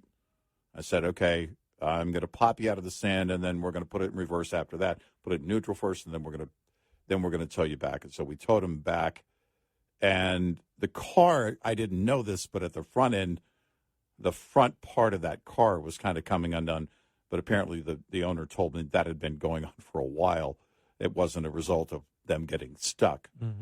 But it was an eventful day. And then these kids were driving in a golf cart later. And I was sitting there, the pain was pretty intense on the jellyfish thing. Oh. Right? So after pulling the car out and those folks got on their way, it was very good. By the way, plenty of other people helping them push as I was pulling with my truck and the whole thing. So it was a group effort. And then went swimming, and I felt something brush across the top of my foot. And I was like, all right. Well, it doesn't start hurting right away. But by the time because I realized that was a creature that was not, there's a bunch of what they call sargassum. You might call it seaweed, but on the beaches there on the Gulf Coast. And I didn't see any dead jellyfish. I didn't even see any jellyfish in the water until after this happened to me. And there weren't many. But I felt something brush, and I knew it was a living creature. I was grateful it wasn't a stingray. Because when a stingray gets you, now that's a visit. You're going to the ER. Yeah. If the stinger is embedded into your foot, then it's a trip. So as I realized that it was a living creature, I thought, well, I'd better go take a look at it and see, I'll get to shallow water. And I got to shallow water. Then it started hurting pretty good. And then my son was like, okay, you got to apply heat. At first I was applying ice. He goes, no, you got to apply heat. Well, this young kid was driving a golf cart on the beach, and he too got stuck in the sand. Some other young kids went over to push him out, and I thought, well, I can't just sit here. So I got up, and I thought this will take my mind off the pain in my foot. So we all pushed it out, the whole thing, I was going to use my truck, but I thought, it's a little overkill. It's just a golf cart. So we pushed him out, and it was, the kid was having fun. Those kids everybody on the beach was just having such a good time. But I realized that as we were pushing him out, we were in that deep sand, and it was extremely hot. And so I was burying my foot repeatedly in that hot sand, and it worked to relieve the pain. Oh, I thought it was going to hurt more. Okay. Well, my son had looked it up and said, you're supposed to apply heat. And I was like, yeah, well, the ice feels pretty good to numb it right now, but I'll apply heat. And so I did it inadvertently. I just did it as a matter of, pushing through that sand, and it worked. It's interesting that you mentioned the jellyfish, because the video came out. Did you see the video of the shark at Navarre Beach? Yeah. That is, I was stunned. There were two. Is it the one where there were two? The one shot where there were two? There was one in the background at the very end. You could see. I don't know if that was a person, people back. I couldn't tell because the woman was pretty wild with the camera. Yeah. But the one shot I saw is the exact spot where I encountered the shark, the small shark that hit my leg, like the tail or whatever, the back of it hit my leg. And I did I talked back in 1984, and it was just to the west of the old Navarre Pier. That's the new Navarre Pier that they put in. Right. It's huge. I mean, it's a very long pier, but I saw that and went, my God, that's exactly the spot where I encountered the shark. But that shark was big. No, it was huge. That was it was huge. And it seemed as if it had no interest in hunting any human, because it was pretty close to people and was just wandering through. You could tell, probably because there was no mistaking for, people were in regular bathing suits and, and water looked like it was. They're colorful, it's when you start dressing up like a seal. A seal, yeah, exactly. And you go diving. But now those dive suits have become more colorful, I've noticed. Yeah. When she screamed, everybody screaming, get up. Yeah. I mean, it was a scene from Jaws. No, it really was. And interestingly enough, it was right there at that part of that beach where they filmed Jaws 2. Mm-hmm. They filmed a significant portion of Jaws 2 right there, where the Navarre Pier is now. The hotel that was a little bit to the west of the Navarre Pier, where the old Holiday Inn used to be, or the old that got blown away by one of the, forgot which hurricane it was, and so did the old pier. They had to put in a new pier, about 15 years ago, I think it was, something like that. But that was pretty freaky because that was a big shark weaving its way through people. You know, it was interesting. Like, whoa. I have a friend who will fish off piers quite a bit, and the fish that he's going after will often be chased by sharks while he's actually got them on the line. It's like, man, the sharks are trying to get my fish, this fish that I've got on. And there's a lot of bait fish that, as a swimmer, you're probably not going to notice, you're not going to see. And the water there is clear. The water at the Gulf over in Texas, especially this trip, was anything but clear where we were. There was a TikTok video, apparently, of the Galveston water. We were not at Galveston Island, but we were close to Galveston. And the water, as the tide comes in, it's stirring up a lot of sand, and so it's not clear at times. And so but when it is clearer, this was the year that was really much different. And I'm not sure what was going on with the tide, but there was something much different going on. We had tar on the beach, which I haven't seen on our beach ever yet, actually, to this point. And so there were different things going on, but in years past, if you look for them, you can see the bait fish. Mm-hmm. We were at this beach, this is years ago, and my niece and her husband and I were swimming way out past the sandbar. And then all of a sudden, a group of what I think was whiting, which would be a bait fish. They're also good eating. But they were zigzagging. They zigzagged in front of me in a very quick fashion, which means they're being chased by something much larger. Something much larger then passed in front of me. I didn't say anything to my niece. She was close to me. Her husband had swum out to the next sandbar. I said, Stacy, let's go back in. And we're getting a little too far out for my comfort. So we did. And I didn't tell them until we got back on shore what I had seen. But you will see that. I had reached down one time and touched a shark. It was probably about 4 feet long, based on the size of the dorsal that I touched and the sight of it. And you know a shark when you touch it. I mean, it's very different than any other fish if you've ever touched one. And so then what was weird was it didn't swim away as fast as you would think. Like a ray. Unless you step on a ray, it's going to move pretty quickly. But if normally if you bump into any other fish, it's going to move along. And this one didn't move along very quickly. I don't know what it was doing, but I reached down actually to wash some sand off of my hand and touched it. And it was very clearly a shark. Yeah, I got hit just by the fin of a small shark when I used to spend hours out there body surfing. Whenever there was a tropical storm in the Gulf. Yeah, it was much better than surfing. Right, because you become the surfboard, and so you can catch a good 5 or 6 foot wave, and it takes you quite a bit. And you can also get hurt very easily. Trying to be the surfboard too. But that's when I got. And I don't think I was. I don't. If I went to the beach now, I don't know if I'd go in the water.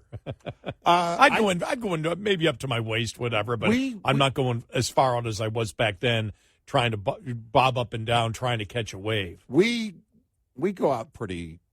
We go out pretty deep. I go out. I'll go out chin deep. You kind of have to know, where you're at, how far you are. where the sandbars are. But, yeah, we go in. What's interesting is my granddaughters are not shy at all about getting in the water.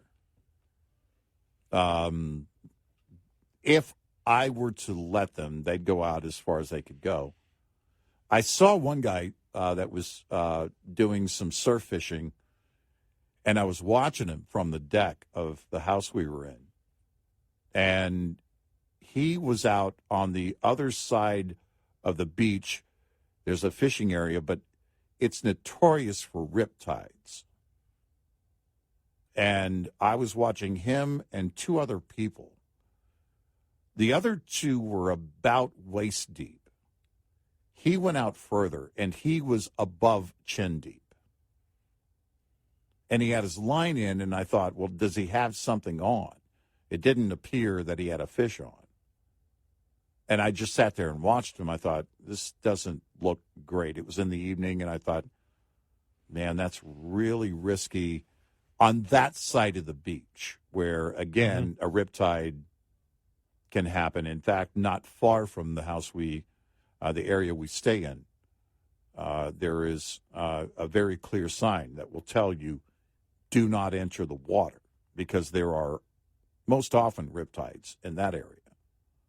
And I drove on that beach, and the signs are all over. They're posted all over. Do not enter the water. They've had, according to one source, 9 drownings, I think they said, since 2015. Well, they talked about the drownings out in the Panhandle near Destin, and said they were not flagged. That's what the Okaloosa County Sheriff said. They were not. Remember, you had the former NFL quarterback who also drowned out there, and they were saying that all the warnings were out, and he was saying actually they weren't. Well, or was it a 2-flag warning or something like what's that? What's interesting about this part, it's near a bridge, and it shows, again, there are permanent signs. There's no time that you can get in the water. All right. It's permanent because of the nature of the flow of the water through that area, through that channel. But yeah, you really got to be careful. You've got to be careful and not, and have your head in the game when you get in the water. I'm safe in my pool. Yeah. 866-90 Red Eye. Get in touch with Red Eye Radio, toll free at 866-90 Red Eye.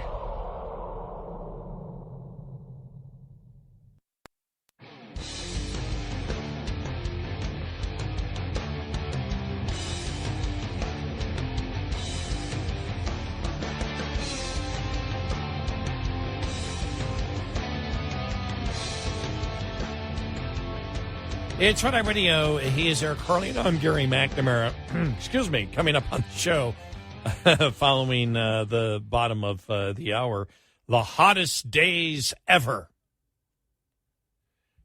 I mean, the hysteria is now coming out from the climate change people again last week. And the other one, southern states may not be... may not be able to, I'm paraphrasing here, will be less inhabitable for human beings because of the heat by 2070. Just as a footnote, 78 degrees was our high on Thursday because we had cloud cover. And on the water, it's always about 10 degrees cooler, at least. Usually at this time of year, 90, 92. And the wind is constant. But it was 78 degrees because of the cloud cover. We had a couple of small showers that came through in the morning, and it was great. And we said, we'll never get this again in July on the beach, 78 degrees. That was awesome. And that was, 1 or 2 days after the hottest day ever.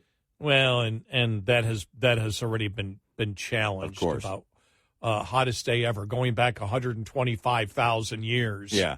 No, they can't make that comparison. We'll get into some of the specifics on that one. And then also it won't be, humans will not be able to habitate the southern states by 2017. Hey, is Washington? Are you using the gondolas yet? Yeah, no, they're not. No, and everybody in the South gets it. We get it. Now you're going to need some air conditioning, but we already know it's hot in the South. That's nothing new In the summertime. Uh-huh. It's just stupidity. By the way, is the wind supposed to blow later on this week? Oh, that's one thing I did see when I was up in New York. Texas is saved by the wind power. Uh-huh. Right. It's like, right. Really? That's what you're going to use? If it wasn't for the wind blowing, Texas would have been short on power. Mm-hmm. If it wasn't for the windmills. Yeah. No. Which means if there was no wind, we would have been in trouble. Exactly. We shouldn't. They're trying to spin that into a positive. Right. No, admitting what's wrong with the system. They're admitting. Yes, exactly. That on days where there's no wind, there's a problem. There would have been a problem. I'm wondering by the end of the week, we're supposed to be back up to 100 again. Is the wind supposed to blow? That's what you're hoping for. You're hoping for winds of, 10, 15, 20 miles an hour, because then you have enough wind power. If the wind doesn't blow and it's that hot, you've got trouble. Yeah, exactly. Well, that means there's no problem because the wind blew. Right. And then when it doesn't, well, it's not the wind's fault.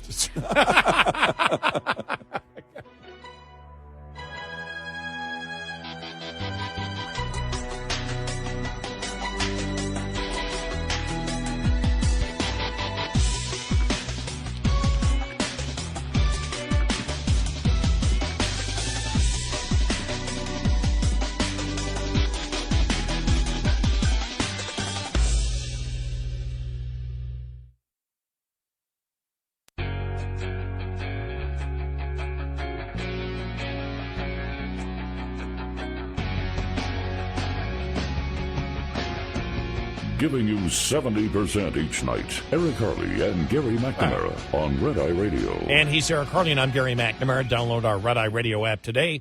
Listen when and where you want. If you can't listen live overnight to one of our great radio stations. So we were on vacation last week, and I heard hottest days ever. I went, oh, come on. Yeah. Figured we had to hear this. I mean, and you had the Ben and Jerry's, let's go after 4th of July. And sure. But the first thing I thought of is, okay, I'd like to see just some basic analysis of who did this particular study that talked about it's the two hottest days on Earth on record. Steve Malloy here, Wall Street Journal. Global warming industry has declared that July 3rd and 4th were the two hottest days on Earth on record. The reported average global temperatures on those days was 62.6 degrees Fahrenheit, supposedly the hottest in 125,000 years. They claim temperature was derived from the University of Maine's Climate Center, which relies on a mixture of satellite temperature data and computer model guesses to calculate estimates of temperatures. One obvious problem with the updated narrative is that there are no satellite data from 125,000 years ago. Right. Calculated estimates of current temperatures can't be fairly compared with guesses of global temperature from thousands of years ago. A more likely alternative to the 62.6 degree estimate is something around 57.5. The latter is an actual average of surface temperature measurements taken around the world and processed on a minute-by-minute basis by a website called temperature.global. The numbers have been steady this year with no spike in July. Moreover, the notion of average global temperature is meaningless. Average global temperature is a concept invented by and for the global warming hypothesis. It is more a political concept than a scientific one. Earth and its atmosphere is large and diverse, and no place is meaningfully average. Average global temperatures also changes on a seasonal basis. Temperatures are higher globally during the northern hemisphere summer because more sunlight trapping land. In this case, the climate group's estimated temperatures in early July were skewed by a heat wave in the Antarctic, where areas may have warmed some Antarctic temperatures by as much as 43 degrees. This is likely the explanation for the difference between 62.6 and 57.7 degree estimates. Another problem is that our temperature data is imprecise. It has been estimated that 96% of U.S. temperature stations produce corrupted data. About 92% of them reportedly have a margin of error of a full degree Celsius or nearly 2 degrees Fahrenheit. The lack of precision of reported temperatures, whether estimated or measured, is not reassuring. Temperature stations also tend to be limited to populated areas. This is something that we had talked about with the UN going back at least, a decade ago, whatever. Yeah. Much of the Earth's surface isn't measured at all, although NOAA likes to present global temperatures starting in 1880. Regular temperature collection in places such as the North and South Poles began much, much later. It is implausible to characterize Earth's warming in a single average number, especially when we really don't know what that number is today, much less 125,000 years ago. Right. They make it up to fit a narrative. Of course. And then you had this one. An NBC meteorologist suggested Sunday that the United Nations prediction that extreme heat could make certain U.S. areas in the South unlivable for humans in the future probably is closer than you might think. During a discussion about the extreme heat waves expected to impact parts of the U.S. this summer, which, by the way, happen every summer. Yeah, right. U.S. NBC meteorologist Angie Lassman called a controversial 2022 UN climate report claiming that rising temperatures in the U.S. will make parts of Georgia, Alabama, Louisiana, and California less suitable for human habitation by 2070. The human body simply can't handle these levels of heat and will go into heat stress. Good God. Guest host Joe Fryer said on NBC's Sunday Today, with much of the country and the world experiencing these record temperatures, at what point do certain areas just simply become uninhabitable for humans? Lastman said Fryer's concern is actually probably closer than you think, highlighting the widely denounced report, which warned that in some areas of the U.S. South and other regions of the world, heat waves will become so dangerous in less than 50 years that human life there will be unsustainable if no action is taken to reassess the world's climate policies. Jeez. Yeah, well, I mean, again, the government can save you. And in this case, the collective governments are going to save you. Well, look, we've talked about this, that every single catastrophic prediction made by the climate insane activists over the last 50 years, every one never came to be. Right. Not one. Right. No, I mean, when they keep when is it the goalposts? Yeah. When is it time to be suspicious? You've been wrong every single time. Right. And that's why I brought up, remember, Miami was supposed to be underwater now. Mm-hmm. Washington was supposed to be, D.C. was supposed to be underwater now. Mm-hmm. None of it happened. No, it's, again, the scare tactic. And if we want to save our own lives, we need government to do something about it. What is government going to do about it? Except shut industry down. That's not going to do anything about the temperature. That's not going to do anything to solve the heat situation in the South. But it will further their agenda if they can get more control over industry. This is exactly what they've been trying to do for a long time. Under my plan of cap and trade, electricity rates will necessarily skyrocket. Forget what I say about coal, whether it's good or bad. I'll pass regulations that will cost them, and they'll pass it along to their consumer. Barack Obama talking to the San Francisco Chronicle in 2008.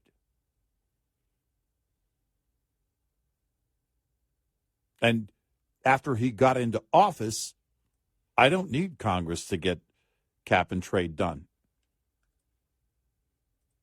I can do it administratively.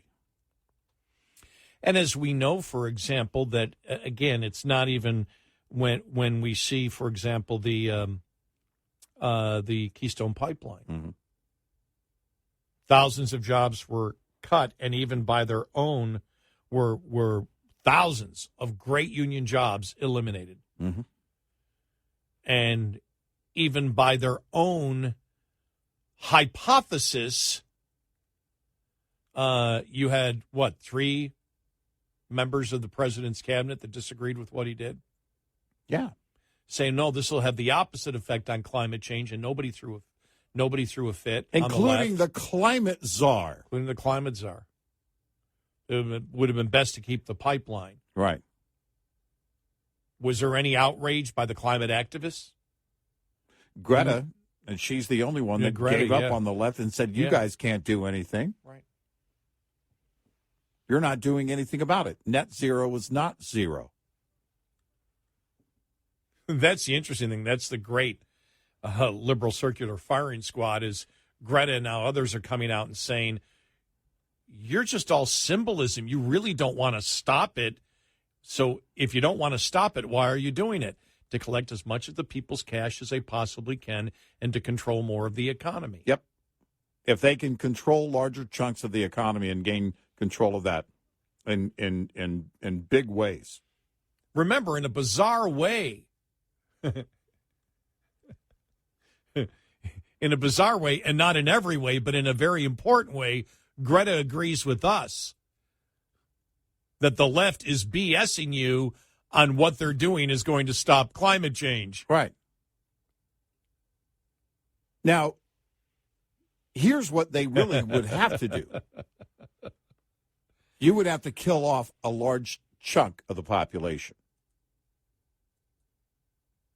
You can't state that as your intended goal.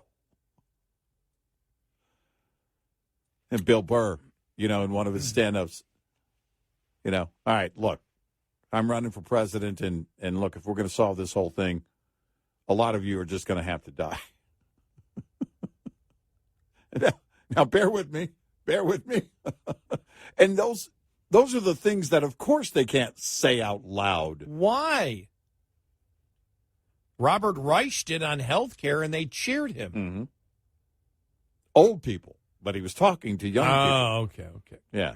You can't say young people. You're going to have to pay more, and they're like, did he say more? Smattering of applause. Old people, we're going to let you go home so you can die. Yay! Because we're never going to be old. Yay! And that was years ago, and of course he's old now, and they're much older. And I find out really 16 years later after he said that, I am more against what he said.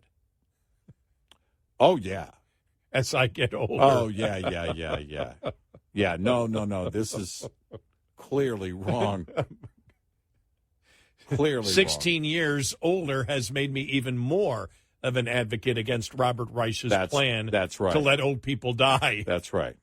I'm more against it now, and I believe I'll be more against it a year from now and 5 years from now. Mm-hmm.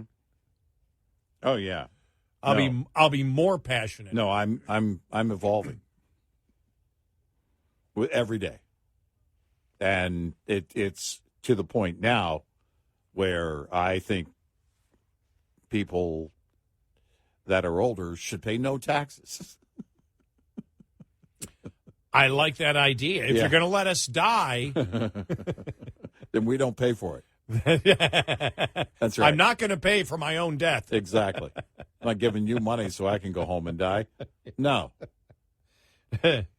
Absolutely not. Well, I'm going to feel some compression this year, Mm. Yeah. From the Texas State Legislature. Right. My property taxes should be going down. Mm-hmm.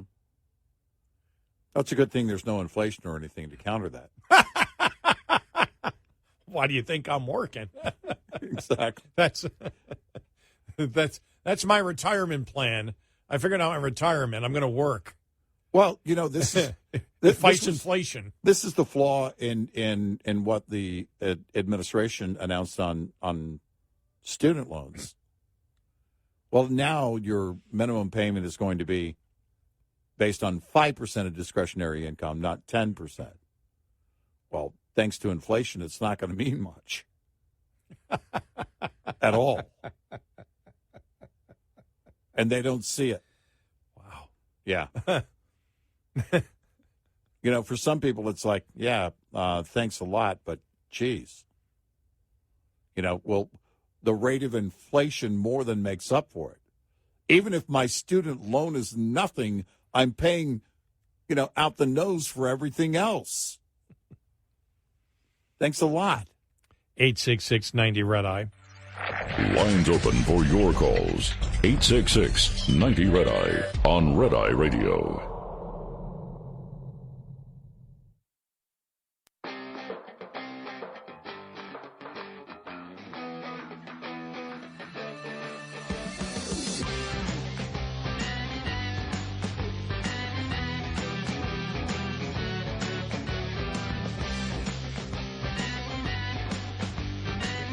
It's Red Eye Radio. He's Eric Hurley, and I'm Gary McNamara. Coming up following the top of the hour, prominent rapper says Los Angeles is finished after zero bail policy reinstatement.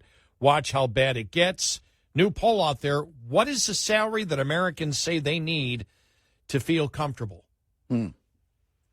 What salary would the majority of Americans say, okay, this would make me feel comfortable?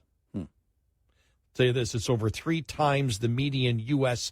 household income. Biggest reasons? Inflation and interest rates. Hey, you can blame both of them on what? Spending. Government spending. Directly to government spending. Yep. We'll get to the latest job numbers out there and also some worries, and there's was something else too. Oh yeah, the whole censorship thing. The judge and the federal government restricting the federal government from colluding with social media companies to take away Americans' First Amendment rights. Yeah, I still ask the question: does the FBI or did the FBI just have an office at Twitter? There were so many former FBI people at Twitter. You have to wonder.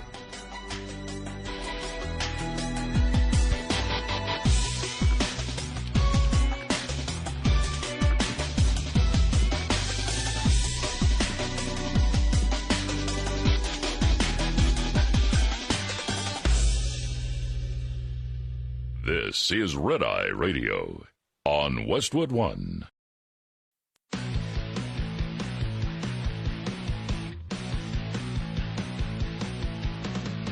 Now, it's Red Eye Radio.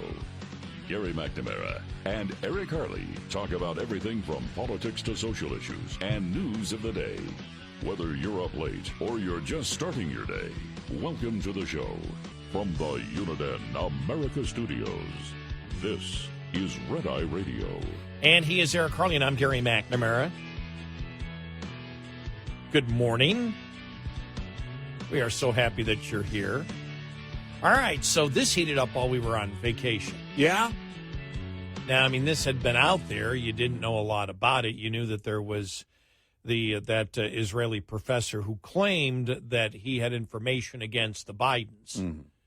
And he says that's why the United States came after him for what he says are false charges. Miranda Devine wrote about this in the Wall Street Journal, the New York Post last week.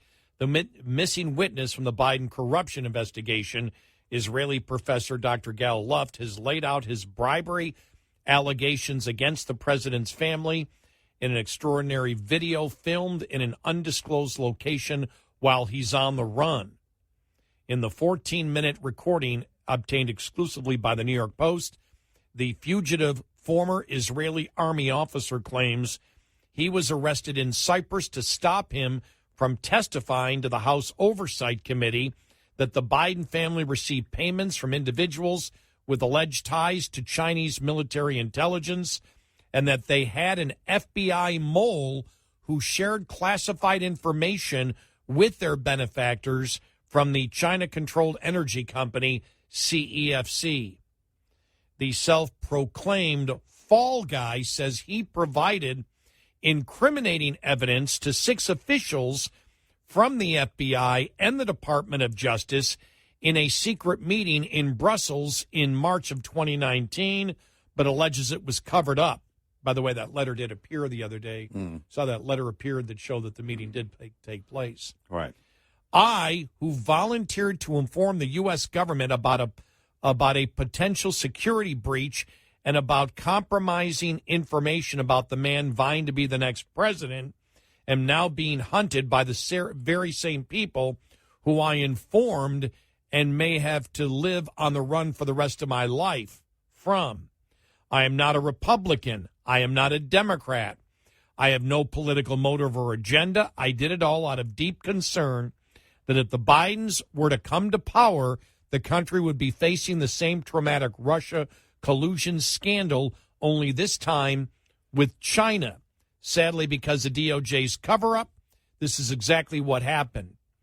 I warned the government about a potential risk to the integrity of the 2020 elections. Ask yourself who was a real criminal in this story. House Oversight Chairman James Comer, who was preparing to interview Luft before Luft disappeared, said, remember, this is the guy the witness they said disappeared, remember? Right. Says the Israeli remains a potential witness in the Biden family probe despite his fugitive status. It remains to be seen whether Luft is the man who will bring down the Bidens, but he is not going quietly into the sunset. He is determined to tell the American public his version of the truth, calling himself patient zero of the Biden family investigation. Luft said he is innocent of the charges of conspiring to sell Chinese weapons to Kenya, Libya, and the UAE, of violating the Foreign Agents Registration Act, and of making a false statement. He says he was forced to skip bail in Cyprus in April while waiting extradition because I did not believe I will receive a fair trial in a New York court.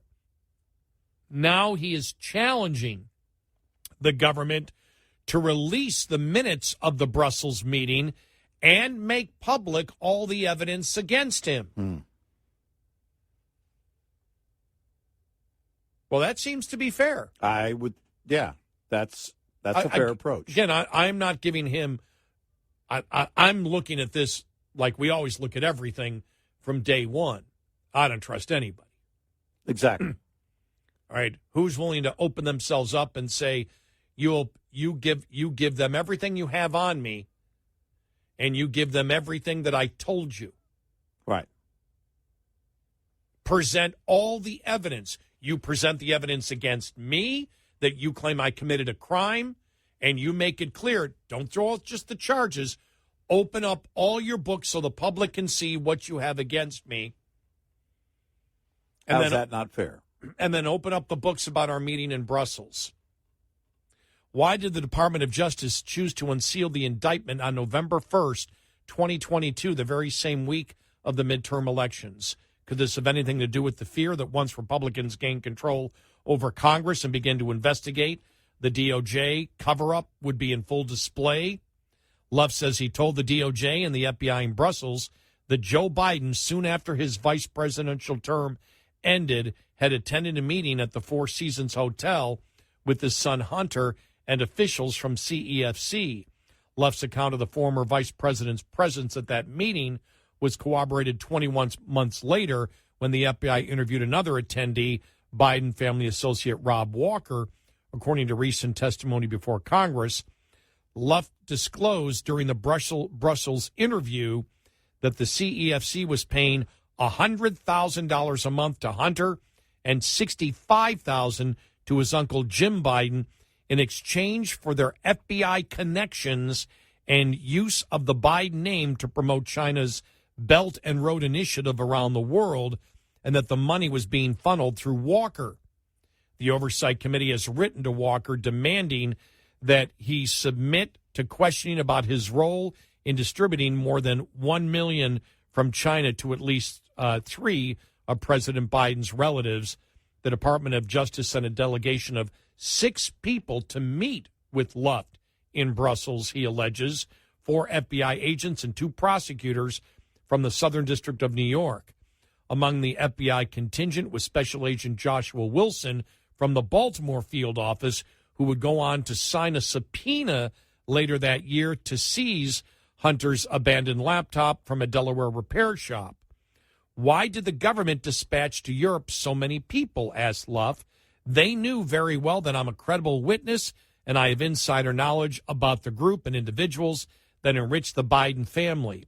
Over an intensive 2-day meeting, I shared my information about the Biden's family financial transactions with CEFC, including specific dollar figures. I also provided the name of Rob Walker, who later became known as Hunter Biden's bagman. That's quotes, by the way, from him. He also told the DOJ and the FBI in Brussels that Hunter had an FBI mole named One Eye who had tipped off his CEFC associates, Dr. Patrick Ho and the chairman, Yi Jiaming, that they were under investigation. Luft is well connected in intelligence circles in Washington, D.C., where he ran a think tank, the Institute of Analysis for Global Security, with former CIA Director James Woolsey and former National Security Advisor Robert McFarlane as advisors. He learned in 2017 that Hunter and Joe were being paid by CEFC because Luft was in a partnership at the time with a nonprofit think tank associated with the Chinese company. When Ho was arrested in 2017 in New York on bribery charges, the first person he tried to call was Hunter Biden, whom he had paid $1 million as a legal retainer. But at his trial, Ho was blocked by prosecutors from mentioning the Bidens, according to Luft. Ho paid Hunter Biden $1 million for God knows what, but was not allowed to mention the word Biden before the jury, Luft said. So this is all going to be interesting. They go through everything else here. It's a pretty long article. But Luft denies the charge that he's an arms dealer. He said, I was asked by a bona fide arms dealer, an Israeli friend, to inquire with the company I knew if they had an item and what would be the price of the item. That's where the conspiracy ended. No follow-up, no money, no brokering activity. He also faces a FARA charge of acting as an unregistered foreign agent of CEFC. The DOJ says I caused a payment of $6,000 a month to the former CIA director who was part of my think tank in order to put his name in an article I had ghostwritten for the China Daily's newspaper. He had been advisor to my think tank since 2002, and nothing in their article represents Chinese interest. Why am I being indicted for ghostwriting an innocuous article for which I received no payment, let alone from a foreign government, when the mother of all FARA cases, the Bidens' systemic influence peddling on behalf of foreign governments for which they raked in millions, goes unpunished? Really interesting, because he's trying to come clean and saying, release everything you have against me, right, and everything that I told you. Right. Make it available to the public. Look, all of it. Normally, in normal times, I'd look at this guy and say, okay, he's trying. Normal times, you probably would agree with me. Okay, he's trying to cut a deal. Yeah. Because he's trying to cut a deal on those charges so they'd lessen the charges against him. Mm-hmm. Now, with everything that we know from the Department of Justice, it could be completely false. What well, we know it's not completely false because we know the letter backs up that he had the meeting. Right. And everything else that we don't know about, he is saying to the Justice Department, release all the evidence you have against me. Go ahead, do it. Let's see if it stands up. And why would he do that? What would be his motive? If he didn't want everything out there, If he's just making charges and the guy skipped bail, he says he couldn't get a fair trial in New York, and he skipped bail, and he's just making claims, that's one thing. But he says lay it all out there for everybody to see.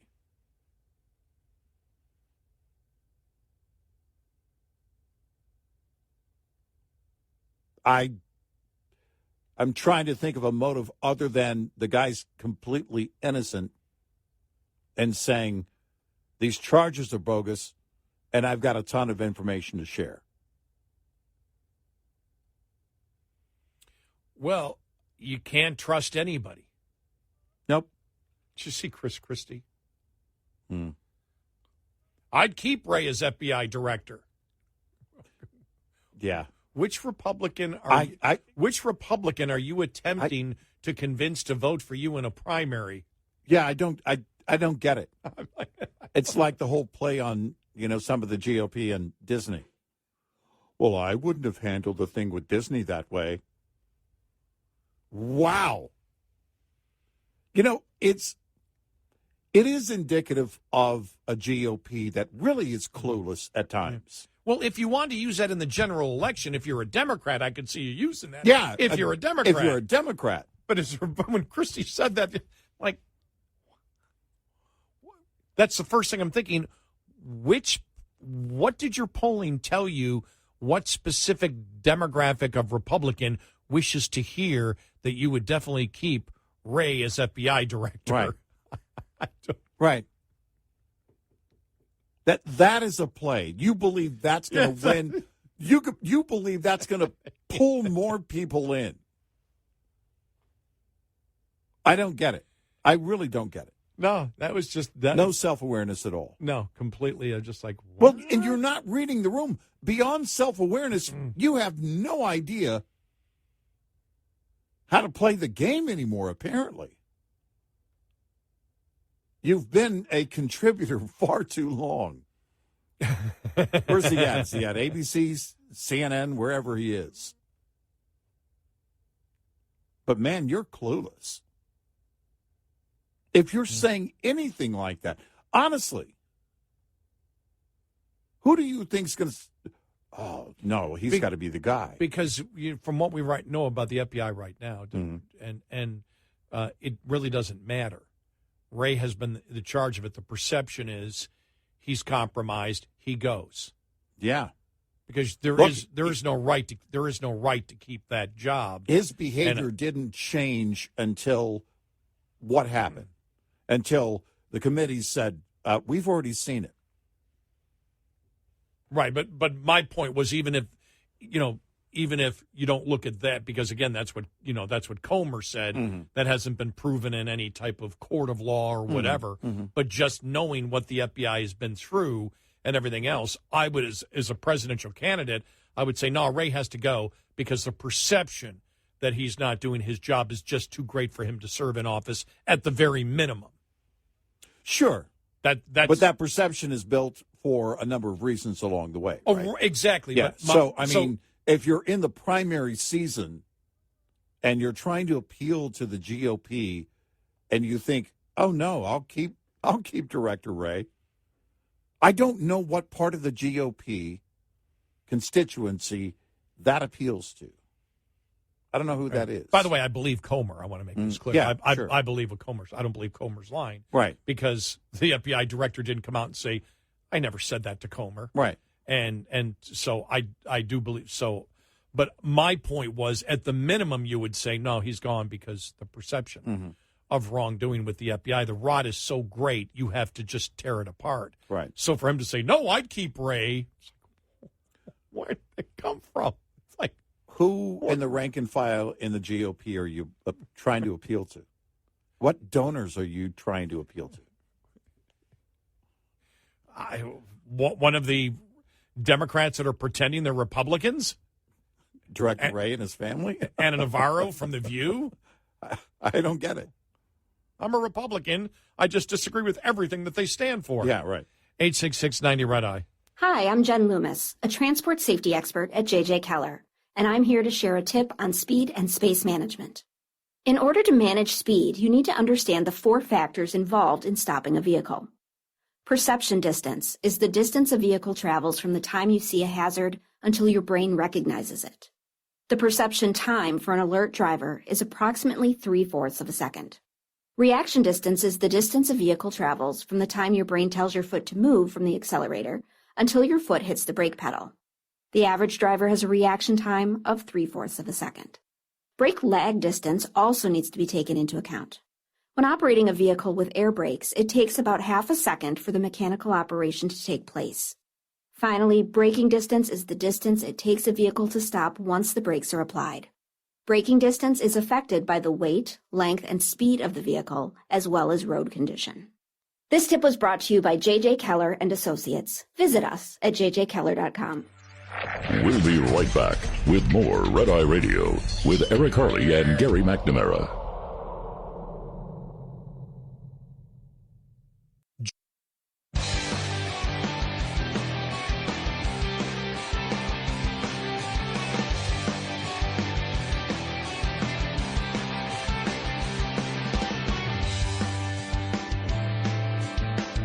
It's Red Eye Radio. He is Eric Harley, and I'm Gary McNamara. Now, this was interesting that came out over the weekend. The Department of Justice has acknowledged it could hold up the probation-only plea deal offered to first Hunter Biden. Recent court records show, following Republican backlash and claims that the Attorney General lied to Congress about the conduct of the investigation. This is from the New York Post. A Justice Department trial attorney said in a June 29th phone call that he would tell Delaware U.S. Attorney David Weiss to think about pushing back Hunter's scheduled July 26 plea hearing, allowing for more time for the lead prosecutor to respond to records requests about the probe, according to a filing the same day in D.C. federal court. The Department of Justice Attorney Jason Lynch allegedly made the promise to Samuel Dewey, a lawyer for the Conservative Heritage Foundation, which is suing the Justice Department for access to Weiss's internal communications about the case. According to the filing, after Dewey pointed out that the DOJ could alleviate some problems by seeking to delay the plea hearing, Lynch admitted that his counterpart was absolutely right, that the department could file such a motion, and that the DOJ counsel would take that point back to the district, speaking about the District of Columbia. A DOJ attorney admitted to us that the sweetheart deal date was movable, said Heritage Foundation Director Mike Howell. The deal should move forward in any circumstance anyway. But they're saying, I don't understand, though. They're saying we're going to push it back so we can get documents to the Heritage Foundation. Yeah, I don't get that. I don't get it.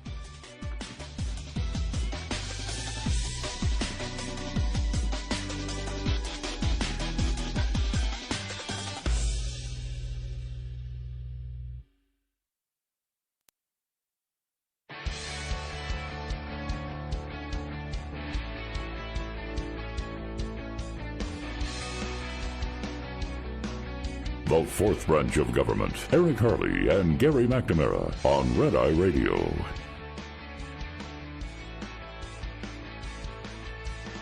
It's Red Eye Radio. He's Eric Harley, and I'm Gary McNamara. 866-90 Red Eye. Yeah, so just very quickly, when you look at this here, because you're just like, okay, well, why would the Hunter Biden plea deal be moved back? And okay, it's going to be moved back because of the Freedom of Information request of the Heritage Foundation. They want stuff from David Weiss to find out if he actually was prevented from, filing charges. What was his actual authority? Now, they may be afraid because of the backlash that has happened on this. And they're afraid that if they, I don't know what they might be afraid of, but for the fact that they delayed it, to me, was really interesting, because the way things are going with Hunter Biden right now, I would do anything. I would move it up. But you have to ask the question, would this judge look at what she knows so far and go, there's too many questions. I need to know this. Well, the Heritage Foundation basically saying if they move forward without providing this information here, fulfilling this request, then they're clearly not even trying to hide their weaponization anymore at the DOJ. Right. Which wouldn't surprise me based on the history of what we've seen Merrick Garland do. Merrick Garland is willing to take every hit he has to take for this president, I believe. And it wouldn't surprise me for them to go forward. But you brought up something. Does the judge in this case look at it and say, well, wait a minute, you are obligated to respond to this request for information? Okay, U.S. District Judge Dabney Friedrich has ordered the Justice Department to respond to Heritage's emergency demand for documents by July 10th. Okay. So the courts are involved in it. That's what I didn't know. All right, that's what I didn't know. That would have been that should have been at the beginning of the first article. That actually would be the headline. I mean, to me, that's the headline. And I've read articles that have nothing. I'm going through this one from the New York Post. It's the last line. U.S. District Judge Dabney Friedrich has ordered the Justice Department to respond to Heritage's emergency demand for documents by July 10th. But even if they did, that's today. Okay, so he's done. No, so the response is, we'll get it to you and we'll delay. Yeah, we're going to try to delay the parole hearing. I don't know why you would have to delay the parole hearing as long as you're fulfilling what this other judge wants done, because this is not the judge who will be hearing the case, right? Or hearing be there at the parole hearing. This is another U.S. District Judge because they're supposed to, Freedom of Information Act, you're supposed to get it, and so they're fast tracking this since they want to get the information out before this parole hearing.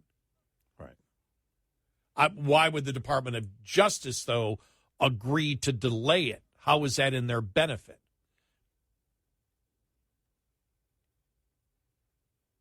Especially that we already know with the letter, because that's something that we didn't talk about yet. The fact that remember, Weiss put out that letter. Mm-hmm. Mm-hmm. And the letter basically didn't say anything except, no, he couldn't charge in those places. So we know that already. I mean, I don't know. A delay is just that.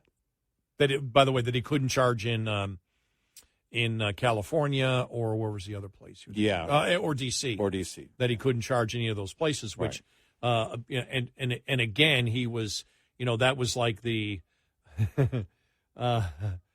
that letter really never solved anything. The left jumped on it and said, see, there's nothing there. Well, no, there is something there. He just admitted he couldn't charge, there. So what was the point? If he couldn't charge in those cases and the Department of Justice didn't want to, it shows that the Department of Justice was trying to hold this thing up by not giving him the status of a what do you call it? A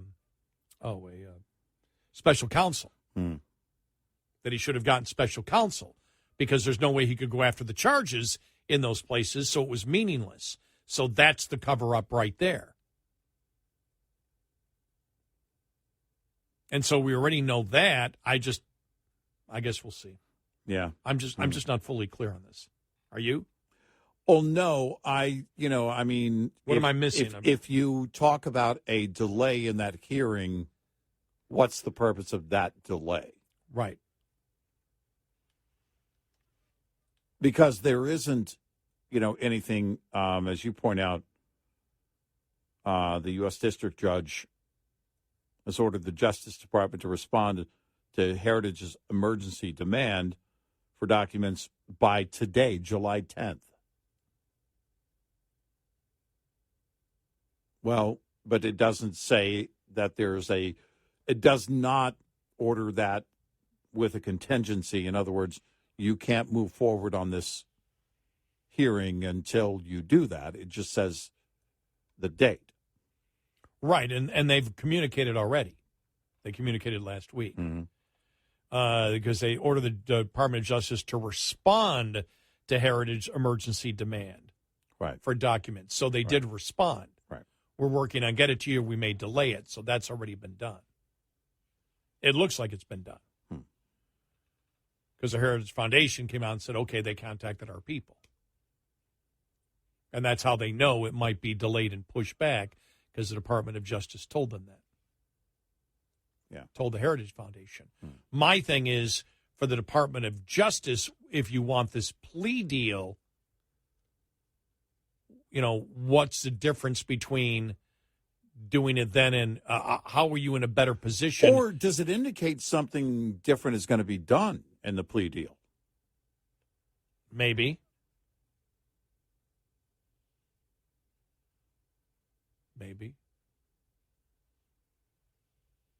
Here's a question. Because we had the question Does from everything the beginning. Does everything get thrown out the window if it is Hunter's cocaine in the White House? Oh, man.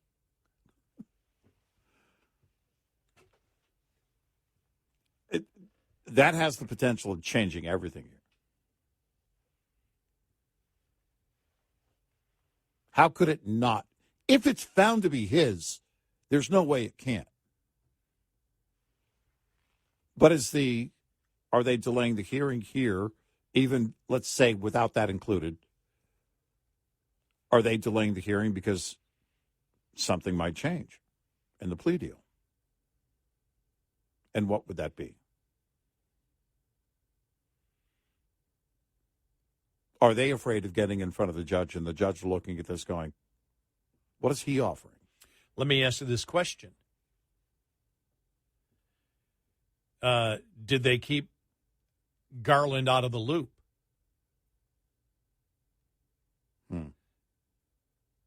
Did Garland not lie? He just trusted the people beneath him? On the entire thing or on the plea deal itself? Yeah, it's tough on the entire thing, isn't it? Yeah. It's tough to make that argument on the entire thing. I don't think he mentioned the plea deal. I mean, if he's himself. If he's been vacationing in Nepal the entire time, could someone have felt burned by the underlings up near the top and say, okay, we can't give him the deal now because we look horrible? Or do they realize that more information is going to fall out and there's no way they can keep from that information coming out, and so we need to rework the deal? With that new information, the court's going to look at this and say, no. I don't know otherwise why you delay the hearing. I was thinking too. I was saying if it is Hunter's coke, I was thinking, why would he leave it? And then I'm thinking, oh, you can't go there. The laptop. Yeah. Why would you leave a laptop filled with all the evidence in the world? Seriously. I love when I have a thought and it's answered like within a millisecond Do in you my know head. that I wait a minute. still have possession of every laptop I've ever owned? And there's nothing on it. I'm just afraid, well, could they log into my bank? They can't. Yeah, I think I have I don't think I only own 2 laptops before this. I have both of them both of them in my. Yeah, I've got about a half dozen. Closet. Yeah. And part of it is, could I salvage something and repair it? I mean, they're way too old, and there's no reason to do that. But the other part is, could they log into my information? Could they get something off of this? I know how to properly dispose of a laptop. The point is if I was given money by foreign officials to gain access to my dad, the last thing I would do is leave that laptop anywhere. We're going very anonymously to the electric drop at the dump. Yeah. And just throwing it in the bin. Exactly. I mean, I know how to deconstruct a laptop and make sure that nothing would be. So do I. I know how to do the same thing. Yeah. I just haven't done that. Right. thought about that. Because I want to make sure it's absolutely secure before I do it. What would be in his mind? Why would he hide it right there? I don't understand if he. Oh, wait a minute. You can't ever understand. Remember the laptop. Exactly. Just drop it off. Hey, when will this be ready? Oh, never mind. I'll forget about it. Call me when it's done. Hey, whatever you do, don't call the New York Post.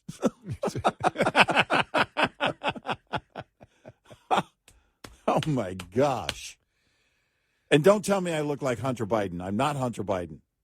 Well, I didn't think you looked like Hunter Biden until now. Wow. Yeah. And by the way, do you repair crack pipes? You know anybody that does? Can you help me with that part? I did see that. It can't be him. He didn't do powder. He did crack. I saw that. The first thing that hit my mind was it powder?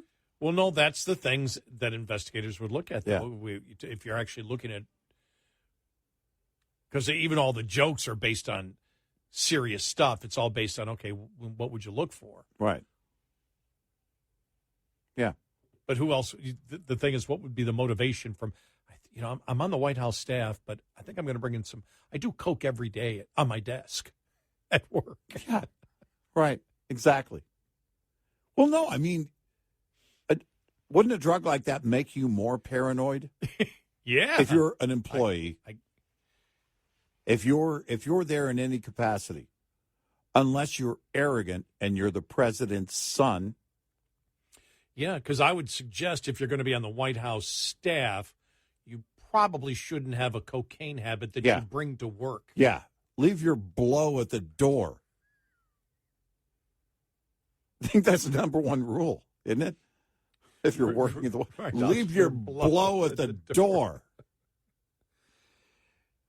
Seriously.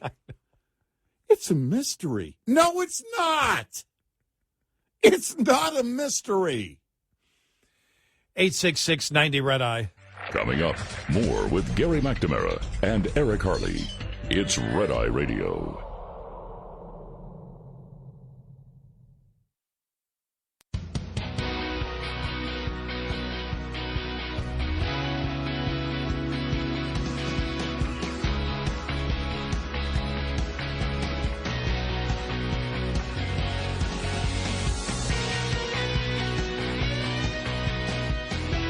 It's Red Eye Radio. He's Eric Harley, and I'm Gary McNamara. All right, so Bankrate came out with this survey of more than 2,500 adults. To feel comfortable, what do Americans believe the salary is they should make a year? To be comfortable. To be comfortable. $233,000 a year on average. That's over 3 times the median U.S. household income. The number one reason that they believe it should be that high, the number one reason, the number one concern, high inflation, 60%, 48%, high interest rates, all related to the exact same thing. Yeah, too much spending at the government level. Yep. And you look at that and you break it down, especially in the larger metro areas. It sounds like a lot of money, but based on inflation and interest rates, it's not going to get you very far unless you're going to really pare down your spending as an individual. 40% of Americans couldn't come up with $400 in cash for an emergency. 60% of Americans don't have a retirement-specific savings plan. Wow.